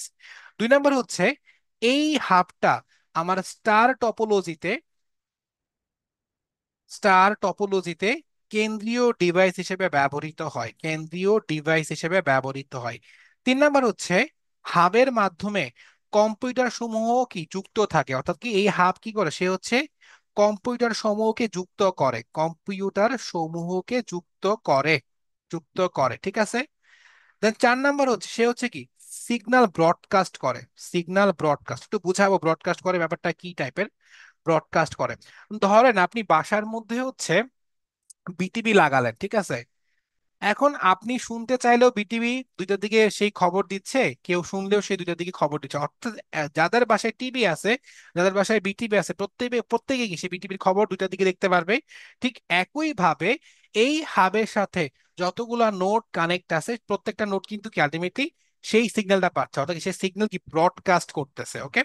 দেন এই হাব বেসিক্যালি দুই টাইপের হয়, একটা হচ্ছে একটিভ হাব বা সক্রিয় হাব বা নিষ্ক্রিয় হাব, ঠিক আছে। অর্থাৎ দুই প্রকার হয়, সক্রিয় হাব আর হচ্ছে নিষ্ক্রিয় হাব। আচ্ছা, তো আমরা একদম হাব নিয়ে বেসিক কথাবার্তাগুলো বলে ফেললাম। এবার সুবিধা অসুবিধা জাস্ট দুইটা করে পয়েন্ট বলবো যেন একটু মনে থাকে। সুবিধা হচ্ছে এটার দাম একটু তুলনামূলক কমই হয়। সো হাবের দাম হচ্ছে তুলনামূলক কম, তুলনা তুলনামূলক হচ্ছে দাম কম। 2 নম্বর হচ্ছে কি, এটা বিভিন্ন মিডিয়ামকে সংযুক্ত করতে পারে, হচ্ছে কি বিভিন্ন মাধ্যমকে সংযুক্ত ওকে করতে পারে। অসুবিধা নিয়ে যদি কথা বলি সেটা হচ্ছে যে অসুবিধা নিয়ে যদি কথা বলি, এটা অসুবিধা লালটা দিয়ে একটু লিখি, অসুবিধা। প্রথম অসুবিধা হচ্ছে যেহেতু সে সিগন্যালকে ব্রডকাস্ট করে, সেক্ষেত্রে কি আবার ডেটা ট্রাফিক বৃদ্ধি পায়। একটু এভাবে লিখবেন, যেহেতু যেহেতু হাব সিগন্যালকে ব্রডকাস্ট করে, সেক্ষেত্রে ডেটা ট্রাফিক বৃদ্ধি পায়। 2 নম্বর হচ্ছে ডেটা কলিশন বা ডেটা সংঘর্ষের কি সম্ভাবনা থাকে। 3 নম্বর হচ্ছে এই হাবের ক্ষেত্রে দেখা যায় ডেটা ফিল্টার করা সম্ভব হয় না, অর্থাৎ কি আমি মানে কোনো একটা ডেটা ফিল্টার করে যে পাঠাবো সেটা সম্ভব হয় না, তো সব ডাটাকেই পাঠানো লাগে। সো ডেটা ফিল্টারিং কি সম্ভব হয় না। সো আমি হাব নিয়ে কথা বললাম, সুবিধা নিয়ে কথা বললাম, অসুবিধা নিয়ে কথা বললাম, ছবিটাও দেখালাম। সো হাব নিয়ে মোটামুটি এইটুকু গুছায় লিখতে পারলে কিন্তু 15 নম্বর পাওয়া সম্ভব ইনশাল্লাহ। সো পরবর্তী যে ডিভাইস সেটা নিয়ে কথা বলবো, সুইচ। সো হাব আর সুইচ বেসিক্যালি হচ্ছে মানে বলা যায় একদম কাছাকাছি, মানে একই ধরনের আর কি। সো সুইচ একটু জাস্ট হচ্ছে কি মানে একটু বুদ্ধিমান টাইপের, সে সবগুলোকে ব্রডকাস্ট করে না, সে মাল্টিকাস্ট করতে পারে কিন্তু সে ব্রডকাস্ট করে না। অর্থাৎ কি সে টার্গেট যে কম্পিউটার আছে, সেই টার্গেট কম্পিউটারে কি সিগন্যালটা পাঠায়। সো আমি জাস্ট প্রথম যে পয়েন্টটা বলি সেটা হচ্ছে সিগন্যাল মাল্টিকাস্ট বলতে কি সে একসাথে কি অনেকগুলা কম্পিউটারকে সিগন্যাল পাঠাতে পারে, মাল্টিকাস্ট করে, কিন্তু ব্রডকাস্ট করে না, ঠিক আছে। দেন এটা একটা ইন্টেলিজেন্ট ডিভাইস হচ্ছে আমার সেই সুইচ, ইন্টেলিজেন্ট ডিভাইস। দেন কি সিগন্যাল কেবলমাত্র সিগন্যাল কেবলমাত্র যে টার্গেটেড কম্পিউটার আছে সেই টার্গেট কম্পিউটারকে আমার সিগন্যাল পাঠায়, অর্থাৎ সিগন্যাল কেবলমাত্র টার্গেট কম্পিউটারে পৌঁছায়, ঠিক আছে, পৌঁছায়। সুবিধা তাহলে কি বোঝা যাচ্ছে? প্রথম সুবিধাটা হচ্ছে যে এখানে আসলে আমার যেহেতু সে একটা ইন্টেলিজেন্ট ডিভাইস, যেহেতু সে টার্গেট কম্পিউটারে হচ্ছে আমার ডেটা পাঠাচ্ছে, সিগন্যাল পাঠাচ্ছে, তার মানে হচ্ছে কি আলটিমেটলি এখানে আমার কি আমি মানে একদম কলিশনটাকে কমাইতে পারবো। অর্থাৎ কি আমার প্রথম যে সুবিধা সেটা হচ্ছে কি আমার টার্গেট যে কম্পিউটার আছে সেই টার্গেট কম্পিউটারকে আমি সিগন্যাল পাঠাইতে পারবো। আর দুই নাম্বার যে সুবিধা সেটা হচ্ছে কি কলিশনটা হচ্ছে কি তুলনামূলক কম হয়। ওকে, সো সুইচটা মোটামুটি এটুকু জানলেই হচ্ছে যে সুইচের কাজ কি বা সে আসলে কেন একটু সিগনিফিকেন্ট, কারণ সে টার্গেট যে কম্পিউটার আছে সেই টার্গেট কম্পিউটারে সিগন্যাল পাঠায়, যার কারণে কি আমার হচ্ছে কলিশনটা কম হয়। ওকে, সো আমরা হচ্ছে যে কি রাউটার দেখলাম, আমরা দেখলাম হচ্ছে হাব, আমরা দেখলাম হচ্ছে সুইচ, মোটামুটি হচ্ছে তিনটা গুরুত্বপূর্ণ যে নেটওয়ার্কিং ডিভাইস আছে সেই তিনটা গুরুত্বপূর্ণ নেটওয়ার্ক ডিভাইস নিয়ে কিন্তু আমরা পড়াশোনা করে ফেললাম। এবার আমরা একটু পার্থক্য দেখবো। পরীক্ষার সময় প্রায় সময় রাউটার হাব আর হচ্ছে সুইচের পার্থক্য আসে, তো আমি জাস্ট একটু ছোট করে কয়টা পয়েন্ট আগে দেখাই দেবো ছোট করে। রাউটার, হাব আর হচ্ছে সুইচের পার্থক্য। সো জাস্ট আমি আমার মতো করে ছোট করে দেখাই দিচ্ছি, আশা করি কাজে লাগবে ইনশাল্লাহ। প্রথমত হচ্ছে যে এই রাউটার সে কি করে, সে হচ্ছে ভিন্ন ভিন্ন নেটওয়ার্কে সংযুক্ত করে, সে হচ্ছে ভিন্ন ভিন্ন নেটওয়ার্কে সংযুক্ত করে, এটা হচ্ছে রাউটারের কাজ। ওকে, হাব কি করে, সে হচ্ছে ভিন্ন ভিন্ন ডিভাইসকে সংযুক্ত করে, সে হচ্ছে ভিন্ন ভিন্ন ডিভাইসকে সংযুক্ত করে, ডিভাইসকে সংযুক্ত করে। আর সুইচ কি করে, সুইচ হচ্ছে ঠিক সেম, সে হচ্ছে ভিন্ন ভিন্ন ডিভাইসকে সংযুক্ত করে, ভিন্ন ভিন্ন ডিভাইসকে সংযুক্ত করে। ওকে, সো প্রথম যে পার্থক্যের বিষয় যে মানে নেটওয়ার্ক সংযোগ সে কার সাথে করে, রাউটার করে ভিন্ন ভিন্ন নেটওয়ার্ক সংযুক্ত করে, আর হাব আর সুইচের ক্ষেত্রে দুইটার ক্ষেত্রে সে কি ভিন্ন ভিন্ন ডিভাইসকে সংযুক্ত করে। দুই নাম্বার যে পার্থক্যের বিষয় সেটা হচ্ছে যে ওএসআই যে মডেল আছে, এই ওএসআই মডেলের যে নেটওয়ার্ক লেয়ার আছে, নেটওয়ার্ক লেয়ার, সেই নেটওয়ার্ক লেয়ারে কাজ করে হচ্ছে আমার রাউটার, ফিজিক্যাল লেয়ারে কাজ করে হচ্ছে হাব, ফিজিক্যাল লেয়ার, আর ডেটা লিঙ্ক লেয়ারে কাজ করে হচ্ছে সুইচ। ঠিক আছে, অর্থাৎ আমার ওএসআই যে মডেল আছে সেই মডেলের নেটওয়ার্ক লেয়ারে কাজ করে রাউটার, হাব কাজ করে ফিজিক্যাল লেয়ারে, সুইচ কাজ করে ডাটা লিঙ্ক লেয়ারে। দুই নম্বর পার্থক্য শেষ। দেন তিন নম্বর যে পার্থক্য নিয়ে কথা বলবো সেটা হচ্ছে ফুল ডুপ্লেক্স। এই যে রাউটার হচ্ছে ফুল ডুপ্লেক্স মোডে কাজ করে, আমরা ফুল ডুপ্লেক্স প্রিলিমিনারি পরীক্ষার সময় পড়ছি, আমরা জানি জানি সমস্যা নাই আশা করি। সো এটা হচ্ছে ফুল ডুপ্লেক্স মোডে কাজ করে। অন্যদিকে হাব কাজ করে হচ্ছে হাব ডুপ্লেক্স, অন্যদিকে সুইচ কাজ করে আবার কিন্তু ফুল ডুপ্লেক্স মোডে। ঠিক আছে, ফুল ডুপ্লেক্স। চার নাম্বার পয়েন্ট সেটা হচ্ছে যে কি ল্যান অর্থাৎ লোকাল এরিয়া নেটওয়ার্ক আর হচ্ছে মেট্রোপলিটন এরিয়া নেটওয়ার্ক, এই দুইটার কম্বিনেশন মিলে কিন্তু আলটিমেটলি রাউটার তৈরি হতে পারে। অর্থাৎ কি লোকাল এরিয়া নেটওয়ার্ক বা ল্যান, মেট্রোপলিটন এরিয়া নেটওয়ার্ক বা ম্যান, এই দুইটার সংযোগে আমার রাউটার তৈরি হচ্ছে। অন্যদিকে হাব শুধুমাত্র কি ল্যান ব্যবহার করতেছি, সুইচের ক্ষেত্রে শুধুমাত্র কি ল্যান বা লোকাল এরিয়া নেটওয়ার্ক ব্যবহৃত হচ্ছে। চারটা পয়েন্ট শেষ।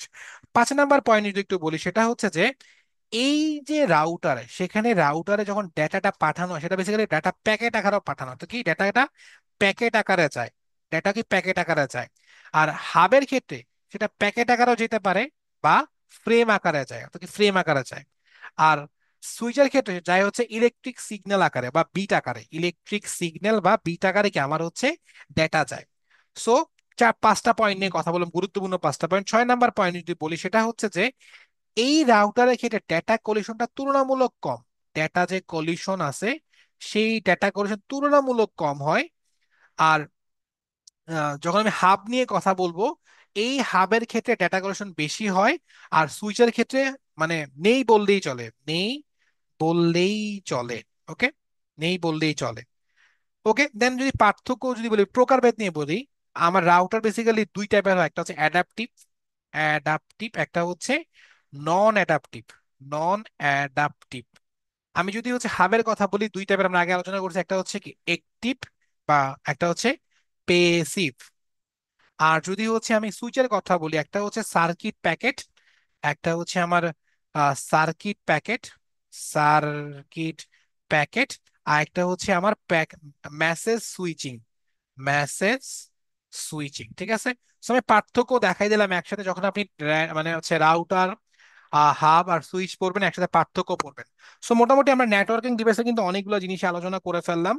নেটওয়ার্কিং ডিভাইস কি, নেটওয়ার্কিং ডিভাইসের কাজ কি, উদাহরণ দেখলাম, আমরা দেখলাম রাউটার কি, রাউটার সুবিধা অসুবিধা, আমরা দেখলাম হচ্ছে রাউটার আর গেটওয়ের মধ্যে পার্থক্য দেখলাম, আমরা দেখলাম হচ্ছে হাব কি সুইচ কি, আমরা রাউটার হাব এবং সুইচের মধ্যে পার্থক্য দেখে ফেললাম, ঠিক আছে। সো মোটামুটি নেটওয়ার্ক ডিভাইসিং কিন্তু অনেকগুলো আমরা কিন্তু পড়ে ফেললাম। এবার আমরা যে পার্টটা নিয়ে কথা বলবো সেটা হচ্ছে স্যাটেলাইট, ওকে। সো স্যাটেলাইট শব্দটা শুনি না এমন মানুষ নিশ্চয়ই কমই আছে, এই কথাটা সবাই মোটামুটি শুনছে। সো আমরা এখন সেই স্যাটেলাইট নিয়ে একটু পড়াশোনা করব। সো স্যাটেলাইট নিয়ে পড়াশোনা করতে গেলে প্রথমত হচ্ছে যে স্যাটেলাইট ব্যাপারটা কি বা কনসেপ্টটা কি সেটা নিয়ে ধারণা রাখা এটা জরুরি, যে স্যাটেলাইট বলতে আসলে কি বোঝায়। সো প্রথমত আমরা দেখবো স্যাটেলাইট জিনিসটা কি। সো মানে আমরা জানি স্যাটেলাইট মানে বাংলা আসলে কি, উপগ্রহ, তাই না, উপগ্রহ। সো স্যাটেলাইটের কথা বললে আমাদের মাথায় যেটা আসে, উপগ্রহের কথা বলে যেটা আসে, সেটা চাঁদ। চাঁদ মানে কি, সেটা হচ্ছে প্রাকৃতিক উপগ্রহ, এটা হচ্ছে প্রাকৃতিক উপগ্রহ। আর যেটা মানুষ তৈরি করে, মানুষে পাঠানো, সেটা কি কি বলা হয়, মনুষ্য সৃষ্ট উপগ্রহ, স্যাটেলাইট বা কৃত্রিম উপগ্রহ। অর্থাৎ স্যাটেলাইট বা কৃত্রিম উপগ্রহ কি, মহাশূন্যে উৎক্ষেপণ করা এমন একটি যন্ত্র যা রেডিও মাইক্রোওয়েভ ব্যবহার করে কাজ করে এবং পৃথিবী ও মহাকাশে থাকা অন্য কোনো গ্রহ বা নক্ষত্রকে প্রদক্ষিণ করে কৃত্রিমভাবে মানব নির্মিত বলে একে কৃত্রিম উপগ্রহ বলা হয়। খুব সহজ করে যদি বলি সেটা হচ্ছে কি, মানুষ হচ্ছে এই কৃত্রিম উপগ্রহগুলোকে কি আলটিমেটলি কক্ষপথে প্রেরণ করে। সে কি করে, সে কি একটা ডিস্টেন্স মেনটেন করে কি আলটিমেটলি পৃথিবীর সাথে সাথে বা ঘুরতে থাকে, ঠিক আছে, পৃথিবীর সাথে সাথে ঘুরতে থাকে। সেটা হচ্ছে আমার স্যাটেলাইট বা কৃত্রিম উপগ্রহ, ওকে। দেন এবারে যদি একটু মানে আমাদের যে কৃত্রিম উপগ্রহ কাজ করে সেটা নিয়ে যদি একটু কথাবার্তা বলি, সেটা কিভাবে কাজ করে বা আলটিমেটলি। সো যদি আমি পরের একটু স্লাইডে যাই, সো সুবিধা অসুবিধাগুলো নিয়ে এটা আসলে দেখলেই বোঝা যাবে, আমি জাস্ট একটু একটা স্লাইড অ্যাড করি। আচ্ছা আমি এখানে একটু বলি। সো স্যাটেলাইট বেসিক্যালি কি করে, যদি এই যে আর্থ যে স্টেশন গুলা থাকে, আর্থে যে স্টেশন গুলা থাকে, আমি জাস্ট একটু আমার মতো করে যদি ছবিটা আঁকি, এই আর্থ স্টেশন যেগুলো থাকে, আমি যদি একটু ছবিগুলো আঁকি, এখানে অনেকগুলো আর্থ স্টেশন আছে ধরেন, ঠিক আছে, আর্থ স্টেশন। এই আর্থ স্টেশন কি করে, সে হচ্ছে প্রায় 22,000 মাইল উপরে একটা থাকে হচ্ছে Jio synchronise satellite, Jio synchronise satellite, Jio synchronise satellite ধরেন হচ্ছে কোনো স্যাটেলাইট আছে। এই আর্থ স্টেশন থেকে কি করে, সেখানে সিগন্যাল যায়, জিও সিনক্রোনাইজ যে স্টেশন থেকে সেখানে সিগন্যাল যায়, সেই সিগন্যালটা এমপ্লিফাই হয়ে কি পরে হচ্ছে আরেকটা কি আর্থ স্টেশনে চলে আসে। অর্থাৎ কি, আর্থ স্টেশন, আর্থ স্টেশন, এই আর্থ স্টেশন থেকে কোথায় যায়, যাচ্ছে হচ্ছে আমার Jio synchronous satellite, Jio synchronous satellite, satellite. এই স্যাটেলাইট থেকে কি আবার পৃথিবীতে ফিরে আসতেছে, কি আবার আর্থ স্যাটেলাইটে কিন্তু আর্থ স্যাটেলাইটে কিন্তু ফিরে আসতেছে। সো স্যাটেলাইট বেসিক্যালি আসলে কি করে, বেসিক্যালি হচ্ছে কি দেখেন, সে হচ্ছে পৃথিবী থেকে যে সিগন্যালটা পাচ্ছে সেই সিগন্যালটাকে অ্যাম্পলিফাই করে কিন্তু আবার কি অ্যান্টেনাতে কি পৌঁছায় দিচ্ছে বা রিসিভারে পৌঁছায় দিচ্ছে, ঠিক আছে। সো আমি চিন্তা করতে পারি এটা হচ্ছে ধরুন উৎস, এটা হচ্ছে কি আমার হচ্ছে ধরুন হচ্ছে গ্রাহক, ওকে। সো সে এখান থেকে সিগন্যালটা পাচ্ছে, এটাকে রিফ্লেক্ট বা অ্যাম্পলিফাই করে কিন্তু সে রিসিভারে কিন্তু পৌঁছায় দিচ্ছে। এটা খুব সিম্পল করে যদি বলি, হ্যাঁ, যেমন কিরকম হতে পারে, যদি একটা ফ্লো চার্ট দিয়ে আগে বোঝানোর চেষ্টা করি, যে প্রেরক যন্ত্র ধরুন হচ্ছে প্রেরক যন্ত্র, প্রেরক যন্ত্র, এই প্রেরক যন্ত্র সেটাতে দেখা গেছে যে প্রায় কম্পাঙ্ক থাকে প্রায় 300 কোটি বা 600 কোটির মতো কম্পাঙ্ক থাকে বা ফ্রিকোয়েন্সি থাকে। এই ফ্রিকোয়েন্সি কি মাইক্রোওয়েভ যে সিগন্যাল, মাইক্রোওয়েভ সিগন্যাল, সেই মাইক্রোওয়েভ সিগন্যাল আকারে যায় কোথায় যায়, সে যায় উপগ্রহে যায়, ঠিক আছে। অর্থাৎ প্রেরক যে যন্ত্র আছে, সেই প্রেরক যন্ত্রে আমার থেকে হচ্ছে মাইক্রোওয়েভ সিগন্যাল তৈরি হয়, সেই সিগন্যালটা যায় কোথায়, উপগ্রহ বা স্যাটেলাইটে। সেই সিগন্যালটাকে আলটিমেটলি প্রথমত হচ্ছে কি, এটা উইক সিগন্যালটা উইক হয়, প্রথমত কি সিগন্যালটা হচ্ছে উইক হয়। এই সিগন্যালটা উইক হওয়ার মাধ্যমে সে হচ্ছে কি ট্রান্সপন্ডারের মধ্যে যায়, ট্রান্সপন্ডার, ট্রান্সপন্ডার অর্থাৎ এই স্যাটেলাইটের মধ্যে যন্ত্র থাকে ট্রান্সপন্ডার। এই ট্রান্সপন্ডার কি করে, সেই কম্পাঙ্কটাকে বাড়ায় দেয় প্রায় 400 কোটি বার কম্পাঙ্ক বাড়ায়, ঠিক আছে, কম্পাঙ্ক।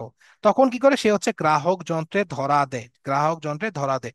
তো প্রেরক যন্ত্র মাইক্রোওয়েভ ওয়েভ আকারে সে স্যাটেলাইটে যায়, তখন সেখানে ট্রান্সপন্ডারে যায়, ট্রান্সপন্ডার থেকে সেটা হচ্ছে রিসিভার এন্ড বা গ্রাহক যন্ত্রে প্রবেশ করে।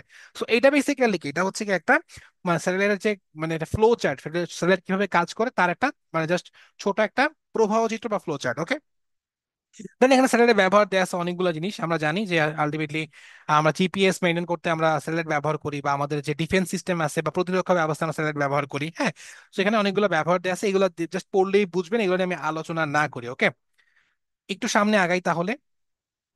এখানে স্যাটেলাইটের প্রকারভেদ দেয়া আছে। সো বেসিক্যালি 5 প্রকারে ভাগ করা হয় বিভিন্ন স্যাটেলাইট কিংবা উপগ্রহগুলোকে: communication satellite, earth observation satellite, navigation satellite, weather satellite, application satellite, ঠিক আছে। তো জাস্ট কত প্রকার সেটা মনে রাখলে কিন্তু হচ্ছে যে স্যাটেলাইটকে কত ভাগে ভাগ করা যায়, ওকে। আচ্ছা, এবার আসি হচ্ছে ভিসেট। এই ভিসেটটা কিন্তু পরীক্ষাতে প্রায় সময় আসতে পারে বা গুরুত্বপূর্ণ, যে ভিসেট মানে কি। প্রথমত ভিসেট দেখলে বুঝতে হবে, যে ভিসেটের সংজ্ঞাটা একটু করে নেই। যে ভিসেট মানে হচ্ছে very small, very small aperture terminal, aperture terminal, terminal. এটা বেসিক্যালি খুব ছোট আকারে কি একটা সংযোগ যন্ত্র, যা দ্বিমুখী ভূ উপগ্রহ হিসেবে কাজ করে। দ্বিমুখী ভূ উপগ্রহ, উপগ্রহ হিসেবে কি কাজ করে, দ্বিমুখী ভূ উপগ্রহ হিসেবে কাজ করে, ঠিক আছে। এটা বেসিক্যালি একটা থালা আকৃতির অ্যান্টেনা থাকে, এখানে একটা থালা আকৃতির একটা অ্যান্টেনা থাকে। এই যে থালা আকৃতির যে অ্যান্টেনা আছে, এটার ব্যাস বেসিক্যালি 3 মিটারের কম হয়। এটার ব্যাস হচ্ছে বেসিক্যালি কি 3 মিটারের কি কম হয়, 3 মিটারের কম হয়, ঠিক আছে। সো এই যে তখন ব্যাপারটা কিরকম ধরনের, যেমন ধরেন হচ্ছে এটা আছে, এখানে আপনি কয়েকটা ভিসেট হচ্ছে স্থাপন করছেন, এটা কয়েকটা হচ্ছে আপনি হচ্ছে ভিসেট স্থাপন করছেন, ভিসেট স্থাপন করছেন, ওকে, ভিসেট স্থাপন করছেন।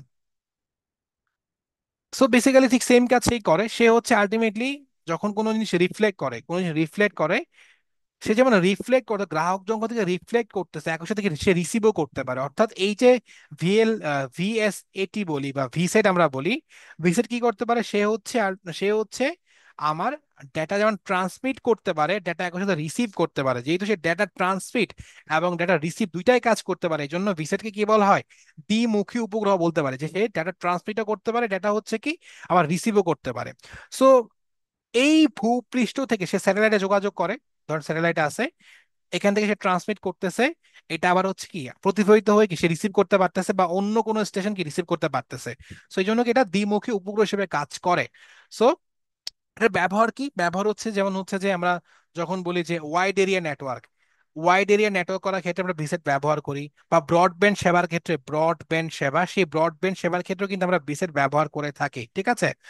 সো বর্তমানে আম, পাহাড়ি যে অঞ্চলগুলো আছে, সেই পাহাড়ি অঞ্চলে আমার যে টেরিস্টেরিয়াল মাইক্রোওয়েভ, অর্থাৎ যখন লাইন অফ সাইট, অর্থাৎ একই একই লাইনে আমার কিন্তু সিগন্যাল পাঠানো সম্ভব হয় না, কারণ পাহাড়ি অঞ্চলে উঁচু নিচা হয়। সো পাহাড়ি অঞ্চলের ক্ষেত্রে আমরা কি ভিসেটটা ব্যবহার করতে পারি। ভিসেট ব্যবহার করে কি সহজেই আলটিমেটলি কি আমরা আমরা কি যোগাযোগটা কি রক্ষা করতে পারি, ওকে। সো দেখেন এখানে বলা আছে, এই যে গ্রাউন্ড স্টেশন থেকে আলটিমেটলি কি ট্রান্সমিট যাচ্ছে, স্যাটেলাইটে যাচ্ছে, সেখান থেকে আলটিমেটলি অন্য যে এন্ড ইউজার আছে যেখানে ভিসে যুক্ত করা আছে, সে ভিসেটে কি সিগন্যালটা পৌঁছে যাচ্ছে। সো পাহাড়ি অঞ্চল যেখানে ultimately line of sight maintain করা সম্ভব হচ্ছে না, এক লাইনে সবগুলা পিলারকে বসানো সম্ভব হচ্ছে না, সেক্ষেত্রে বেসিক্যালি কি আমরা পাহাড়ি অঞ্চলে যোগাযোগ রক্ষা করার ক্ষেত্রে কিন্তু ভিসেট ব্যবহার করতে পারি, ওকে। আচ্ছা, সো আই থিঙ্ক বিসেট নিয়ে মোটামুটি ক্লিয়ার হয়ে যাওয়ার কথা। এবারে হচ্ছে আমরা পরবর্তীতে যেই আহ, জিনিসটা নিয়ে আলোচনা করব, সেটা হচ্ছে অপটিক্যাল ফাইবার কেবল। সো এই অপটিক্যাল ফাইবার কেবল হচ্ছে মোটামুটি সবারই খুব পরিচিত একটা টার্ম। কারণ আমাদের যে ডেটা কমিউনিকেশন যে মাধ্যম আছে, সেই ডেটা কমিউনিকেশন মাধ্যমের অন্যতম গুরুত্বপূর্ণ একটা পার্ট হচ্ছে কি আমার এই অপটিক্যাল ফাইবার। সো এটা আমরা একদম ক্লাস 9-10 থেকে মোটামুটি পড়ে আসছি। সো আমরা এখন একটু জাস্ট দেখবো যে মানে কি কাজ করে বা কি কি জিনিসপত্র এখানে আছে, ঠিক আছে। সো এই অপটিক্যাল ফাইবার যে কেবল আছে, এটা বেসিক্যালি হচ্ছে এক ধরনের আলো পরিবাহী তার। এটা হচ্ছে এক ধরনের কি আলো পরিবাহী তার, আলো পরিবাহী তার, আলো পরিবাহী তার, যা এক বা একাধিক অপটিক্যাল ফাইবার দিয়ে তৈরি করা হয়, যা এক বা একাধিক একাধিক অপটিক্যাল ফাইবার দিয়ে তৈরি করা হয়, অপটিক্যাল ফাইবার দিয়ে তৈরি করা হয়, তৈরি করা হয়, ঠিক আছে। সো আমরা অপটিক্যাল ফাইবারের যে সংজ্ঞায়ন, সেই সংজ্ঞায়নটা কিন্তু করে ফেললাম, যেটা বেসিক্যালি এটা আলো পরিবাহী তার, যা এক বা একাধিক অপটিক্যাল ফাইবার দিয়ে তৈরি করা হয়। এই অপটিক্যাল ফাইবার বৈদ্যুতিক অন্তরক বা ডাই ইলেকট্রিক পদার্থ দিয়ে তৈরি এক ধরনের আঁশ বা ফাইবার, যা আলো নিবন্ধনকরণ ও পরিবহনে সক্ষম। অর্থাৎ কি এই যে মানে অপটিক্যাল ফাইবারটা আছে, সে বেসিক্যালি কি একটা বৈদ্যুতিক অন্তরক, সে হচ্ছে কি বৈদ্যুতিক অন্তরক দ্বারা তৈরি, অন্তরক দ্বারা তৈরি, যার কারণে কি সে হচ্ছে লাইট সিগন্যালটা কি সে লাইট সিগন্যালটা কি পাস করতে পারে, লাইট সিগন্যালটা কি পাস করতে পারে, ঠিক আছে। সো অপটিক্যাল ফাইবার বিদ্যুৎ অপরিবাহী হলেও সে কিন্তু আলো পরিবহনে দক্ষ। অর্থাৎ কি অপটিক্যাল যে ফাইবার আছে, অপটিক্যাল ফাইবার, সে সে যেহেতু আলটিমেটলি বৈদ্যুতিক অন্তরক জাতীয় পদার্থ দ্বারা তৈরি বা ডাই ইলেকট্রিক পদার্থ দিয়ে তৈরি, সে হচ্ছে কি সে বিদ্যুৎ অপরিবাহী, সে কি বিদ্যুৎ অপরিবাহী হলেও, অপরিবাহী হলেও সে কিন্তু কি আলো পরিবাহী দক্ষ, আলো পরিবহনে কি দক্ষ, আলো পরিবহনে দক্ষ, ঠিক আছে, দক্ষ। সো এই যে আমরা মানে ফাইবার অপটিক কেবলের কথা বলি, সেখানে তিনটা পার্ট থাকে। একটা হচ্ছে কি, আমি যদি বলি তিনটা পার্ট কি, তিনটা পার্ট, তিনটি অংশ, তিনটি অংশ। এক নম্বর হচ্ছে কি জ্যাকেট, জ্যাকেট। এই জায়গাটা বেসিক্যালি কি প্লাস্টিকের তৈরি হয়, এটা হচ্ছে কি প্লাস্টিকের তৈরি হয়। দেন হচ্ছে কি থাকে ক্লডিং, দেন থাকে হচ্ছে ক্লডিং। এই ক্লডিংটা হচ্ছে আমার গ্লাসের তৈরি হয়, গ্লাসের তৈরি। দেন হচ্ছে থাকে কোর, সেই কোরটাও থাকে হচ্ছে গ্লাসের। অর্থাৎ অপটিক্যাল ফাইবার হচ্ছে বেসিক্যালি তিনটা পার্ট নিয়ে গঠিত। একটা হচ্ছে কি জ্যাকেট, যেটাকে প্লাস্টিকের তৈরি, ক্লডিং যেটা গ্লাসের তৈরি, দেন হচ্ছে কোর যেটা হচ্ছে গ্লাসের তৈরি। তো যদি আমি যদি একটু ডাইসেক্ট করে থাকি তাহলে ব্যাপারটা কিরকম টাইপের, যদি তিনটা পার্ট থাকে, তিনটা পার্ট, একদম বাইরের পার্টটা হচ্ছে কি আমার জ্যাকেট, তারপরে পার্টটা হচ্ছে কি ক্লডিং, তারপরটা হচ্ছে কি আমার কোর, ঠিক আছে, জ্যাকেট, ক্লডিং আর হচ্ছে কোর।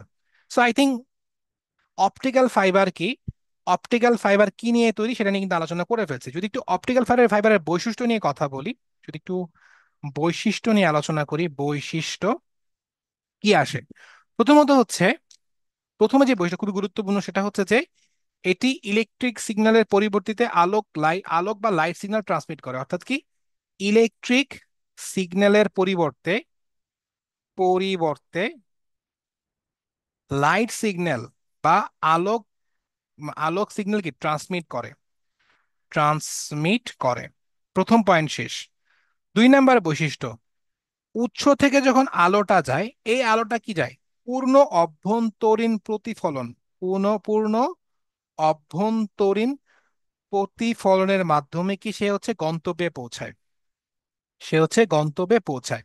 So, দুই নাম্বার বৈশিষ্ট্য শেষ। তিন নাম্বার হচ্ছে এই যে উৎস থেকে গন্তব্যের মধ্যে আমার হচ্ছে ডেটাটা ট্রান্সমিট করে, সেটা হচ্ছে গিগাবাইট রেঞ্জ, গিগাবাইট রেঞ্জ বা তার বেশি হয়। অর্থাৎ গিগাবাইট রেঞ্জ বা তার চেয়ে বেশি গতিতে, তার চেয়ে বেশি গতিতে ডাটা চলাচল করতে পারে, তার চেয়ে বেশি গতিতে ডেটা চলাচল করতে পারে, করতে পারে, ঠিক আছে।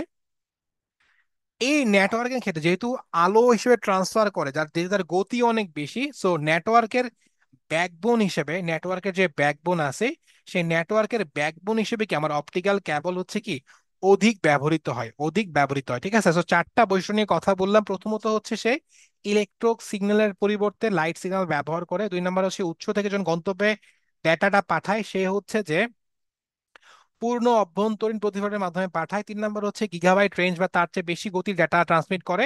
চার নম্বর হচ্ছে নেটওয়ার্কের সে ব্যাকবোন হিসেবে কাজ করে থাকে, ঠিক আছে।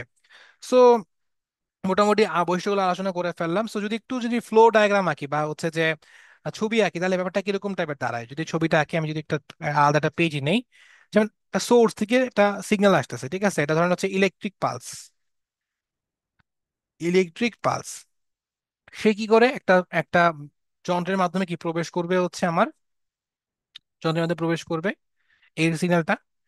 এই ইলেকট্রিক সিগন্যাল বেসিক্যালি তখন কি হয়, সে হচ্ছে, সে ছিল হচ্ছে ইলেকট্রিক সিগন্যাল, তখন সে কি অপটিক্যাল সিগন্যাল বা লাইট সিগন্যাল কি রূপান্তরিত হবে, অপটিক্যাল সিগন্যাল। অর্থাৎ কি electrical to light conversion, electrical to, electrical to light conversion, light conversion, ঠিক আছে। অর্থাৎ কি সে আলোক সংকেত থেকে সে হচ্ছে কি আমার কনভার্সন, আলোক সিগন্যাল থেকে সে হচ্ছে আমার হচ্ছে লাইট সিগন্যালে কনভার্ট হয়ে যাবে, ঠিক আছে, আলোক থেকে লাইট। এখন এই যে আলোক থেকে লাইটে পরিণত হয়েছে, সরি, ইলেকট্রিক সিগন্যাল থেকে আলোক সিগন্যালে পরিণত হচ্ছে, দেন কি হবে, সে হচ্ছে পূর্ণ অভ্যন্তরীণ প্রতিফলনের মাধ্যমে অপর প্রান্তে পৌঁছাবে। অপর প্রান্তে এই যে অপটিক্যাল সিগন্যাল ছিল, সেই অপটিক্যাল সিগন্যালটাকে আবার লাইট সিগন্যালে যাবে, আবার একটা যন্ত্রের মাধ্যমে কি সে আলটিমেটলি ইলেকট্রিক পালসে পরিণত হবে। অর্থাৎ আমরা যে ইলেকট্রিক সংকেতটা দেই, সে কি করে, সেটা আলোক সিগন্যালে রূপান্তর করে, রূপান্তর করে পূর্ণ অভ্যন্তরীণ প্রতিফলনের মাধ্যমে অপর প্রান্তে পৌঁছায়। সেখানে একটা ডিমডুলেটর থাকে, ডিমডুলেশন যাকে বলে, সে ডিমডুলেশনের মাধ্যমে সে আবার কি অপটিক্যাল সিগন্যালটাকে হচ্ছে কি ইলেকট্রিক সিগন্যালে কনভার্ট করে। সেই ইলেকট্রিক সিগন্যালটা পরে কি যন্ত্রের মাধ্যমে কি আলটিমেটলি আমরা ব্যবহার করি বা পেয়ে থাকি, ঠিক আছে। তো আমরা এই পার্টটাকে বলতে পারি মডিউলেশন, মডিউলেশন। এই পার্টটাকে বলতে পারি আমরা ডিমডিউলেশন, ডিমডিউলেশন। অর্থাৎ কি এই পার্টটাতে কি হচ্ছে ইলেকট্রিক্যাল টু লাইট সিগন্যাল আর এখানে কি হচ্ছে, লাইট টু ইলেকট্রিক্যাল সিগন্যাল। ওকে, এটাকে বলতেছে কি, আমি মডিউলেশন, একটা বলতেছে ডিমডিউলেশন। ওকে, সো এটা ছবি এঁকে দিতে পারে যে অপটিক্যাল ফাইবার কমিউনিকেশন ব্যবস্থা। শেষ। So, আমরা বৈশিষ্ট্য আলোচনা করলাম, আমরা ছবি দেখলাম, আমাদের সুবিধা নিয়ে কথা বলি যে অপটিক্যাল ফাইবারের সুবিধাগুলো আসলে কি কি। যদি আমি কয়েকটা সুবিধা নিয়ে কথা বলি। সুবিধা, প্রথমত হচ্ছে উচ্চ ব্যান্ডউইথ বা হাই ব্যান্ডউইথ। আমি যদি একটু ইংলিশে লিখি, হাই ব্যান্ডউইথ। কেন বললাম হাই ব্যান্ডউইথ? অর্থাৎ পার সেকেন্ডে যে ডেটা ট্রান্সমিট করে তার রেটটা কি অনেক বেশি হয় কি আমার এই ফাইবার অপটিক ক্যাবেলে। শেষ। অর্থাৎ হাই ব্যান্ডউইথ। দুই নাম্বার কি, যে দুই নাম্বার হচ্ছে আলোর গতিতে কি স্থানান্তরিত হয়। অর্থাৎ কি, যেহেতু লাইট প্লাস হাই স্পিড থাকে, হাই স্পিড দুইটা মিলে কি সে হচ্ছে অনেক দ্রুত গতিতে কি ডেটা ট্রান্সমিট করতে পারে, বা এটা বলতে পারে যেহেতু সে আলোর মাধ্যমে ডেটা ট্রান্সমিট করে, এটা কি অনেক উচ্চ গতি সম্পন্ন হয়। শেষ। দুই নাম্বার শেষ। তিন নাম্বার আসি। তিন নাম্বার আসি, এটা হচ্ছে আকারে ছোট হয়, আকারে ছোট, ও ওজন অত্যন্ত কম, ও ওজন হচ্ছে অত্যন্ত কম, ওজন অত্যন্ত কম, অত্যন্ত কম। ঠিক আছে, তিনটা পয়েন্ট গেল। দেন হচ্ছে এখানে দেখা গেছে শক্তি বা এনার্জির যে লস, এনার্জি লসটা কি কম হয়, এনার্জি লস কি কম হয়। ওকে, পাঁচ নাম্বার যে পয়েন্ট সেটা হচ্ছে ইলেকট্রোম্যাগনেটিক যে ইন্টারফারেন্স, অর্থাৎ ইএমআই, ইলেকট্রোম্যাগনেটিক ইন্টারফারেন্স। এই ইলেকট্রোম্যাগনেটিক ইন্টারফারেন্স মুক্ত থাকে হচ্ছে কি আমার এই অপটিক্যাল ফাইবারের যে সিগন্যাল। কারণ যেহেতু আমি আলো পাঠাচ্ছি, এখানে কিন্তু বিদ্যুতের ব্যাপার স্যাপার নাই, তাই ইলেকট্রোম্যাগনেটিক ইন্টারফারেন্স সেটা কিন্তু হয় না, এটা হতে মুক্ত। দেন হচ্ছে কি, এই ফাইবার অপটিক্যাল ক্যাবেলে মোটামুটি ডেটাটা কি নিরাপত্তা ও গোপনীয় থাকে, ওটা সিকিউরিটি মেনটেন করা হয়, সিকিউরিটি মেনটেন করা হয়। ঠিক আছে, তো মোটামুটি কিন্তু আমি গুরুত্বপূর্ণ অনেকগুলো সুবিধা নিয়ে কথাবার্তা বলে ফেললাম। যদি একটু অসুবিধা নিয়ে কথা বলি, যে অপটিক্যাল ফাইবারের অসুবিধাগুলো আসলে কি কি। অসুবিধা, প্রথম যে অসুবিধা নিয়ে বলবো সেটা হচ্ছে যে এটাকে ইউ আকারে বাঁকানো যায় না। অর্থাৎ আপনি প্রয়োজন মতো যে শেপ দিবেন সেটা সুযোগ কিন্তু নয়। অর্থাৎ কি ইউ আকারে বাঁকানো যায় না, ইউ আকারে বাঁকানো যায় না, বাঁকানো যায় না। ঠিক আছে, বাঁকানো যায় না। দুই নাম্বার যে পয়েন্ট সেটা হচ্ছে কি, অবশ্যই এটা একটু ব্যয়বহুল টাইপের একটা এঙ্গেজমেন্ট বা ম্যানেজমেন্ট। ঠিক আছে, অর্থাৎ এটাকে কিন্তু অনেক অর্থ খরচ করতে হবে আপনি সেট আপ করতে গেলে। তিন নাম্বার হচ্ছে কি, এটাকে সেট আপ করতে আপনার দক্ষ জ্ঞান সম্পন্ন কি আপনার লোক লাগবে। অর্থাৎ পুরো সেট আপটা করার জন্য কি দক্ষ জনবল আপনার প্রয়োজন। তো এটা হচ্ছে আপনার অসুবিধার মধ্যে পড়ে। আমরা অপটিক্যাল ভাবে অনেক জায়গায় ব্যবহার করে থাকি, চিকিৎসা ক্ষেত্রে ব্যবহার করে থাকি, আমরা হচ্ছে টেলিযোগাযোগ ব্যবস্থা বা ইন্টারনেট ইন্টারনেট স্থাপনের জন্য ব্যবহার করে থাকি, বা নেটওয়ার্কের ব্যাকবোন হিসেবে ব্যবহার করে থাকি। ঠিক আছে, সো মোটামুটি মানে ফাইবার অপটিক ক্যাবল নিয়ে খুব ইন ডিটেলস কথাবার্তা বলে ফেললাম। আমরা দেখলাম সংজ্ঞায়ন, দেখলাম আমরা বৈশিষ্ট্য, দেখলাম ছবি, দেখলাম সুবিধা, দেখলাম অসুবিধা, দেখলাম। ঠিক আছে, দেখি আমাদের আর কি কি আছে। আচ্ছা, দুইটা দুইটা টার্ম আছে, দুই ধরনের, জাস্ট ছোট করে বলবো। একটা হচ্ছে সিঙ্গেল মোড ফাইবার, একটা হচ্ছে মাল্টি মোড ফাইবার। যেটা সিঙ্গেল মোড ফাইবার বেসিক্যালি সেখানে হচ্ছে একটি মাত্র লাইট মোড প্রক্ষেপিত হয়। ঠিক আছে, ছোট করে লিখে রাখি যে একটি মাত্র লাইট মোড প্রক্ষেপিত হয়, অর্থাৎ একটা মাত্র লাইট মোড দিয়ে কাজ করা হয়। ঠিক আছে, আর যেটা মাল্টি মোড সেখানে কি একাধিক লাইট মোড নিয়ে কাজ করা হয়, একের অধিক, একাধিক লাইট মোড নিয়ে কাজ করা হয়। ঠিক আছে, লাইট মোড নিয়ে কাজ করা হয়।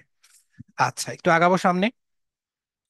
আচ্ছা, এর সুবিধা অসুবিধা অলরেডি বলে দেওয়া আছে, একটু দেখে নেবেন তাহলে হবে ইনশাল্লাহ।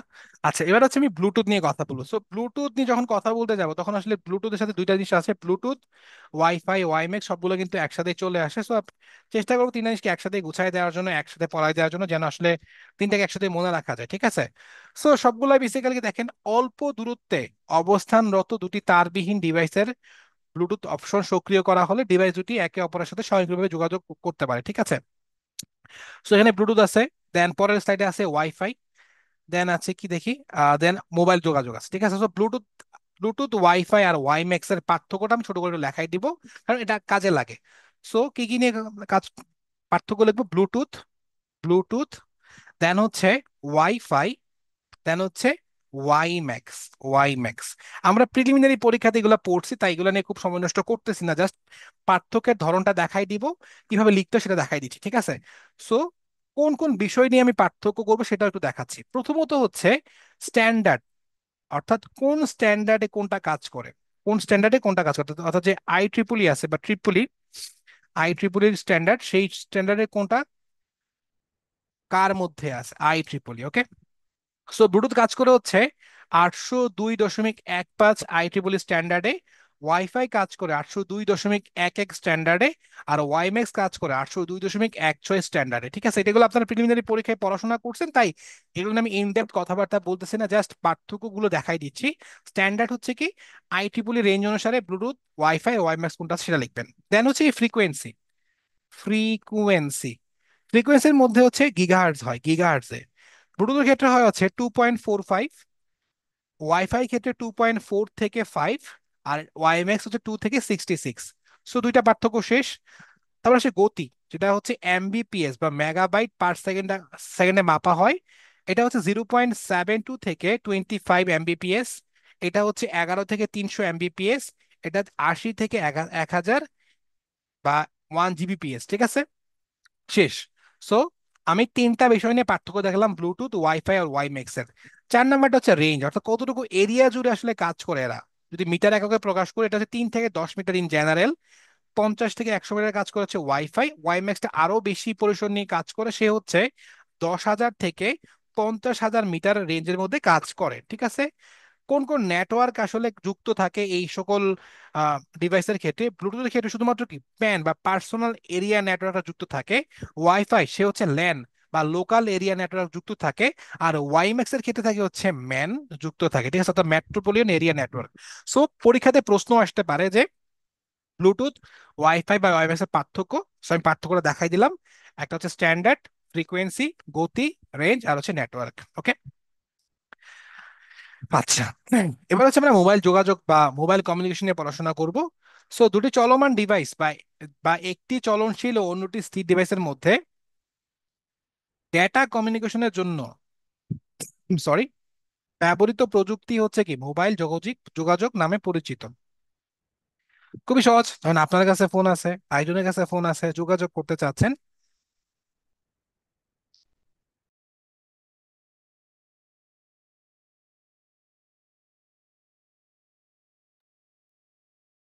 তো আপনার কাছে ফোন আছে, অন্য একজনের কাছে ফোন আছে, যোগাযোগ করতে যাচ্ছেন। এই যে যোগাযোগ করা হচ্ছে বা ডেটা কমিউনিকেশনের জন্য ব্যবহৃত যে প্রযুক্তি ব্যবহৃত হচ্ছে, প্রযুক্তি, সেটাই হচ্ছে ডেটা বা mobile communication. Sorry, mobile communication. So মূলত মোবাইল ফোন হচ্ছে এমন এক ধরনের ইলেকট্রনিক ডিভাইস যার সাহায্যে ফুল ডুপ্লেক্স কেন বলতেছি, অর্থাৎ সিমালটেনিয়াসলি দুই প্রান্ত থেকে যোগাযোগ করা যায়। সিমালটেনিয়াসলি আমার হচ্ছে দুই প্রান্ত থেকে যোগাযোগ করা যায়, অর্থাৎ আমরা একই সাথে কি আমরা কমিউনিকেট করতে পারি, তাই কিন্তু এটা ফুল ডুপ্লেক্স।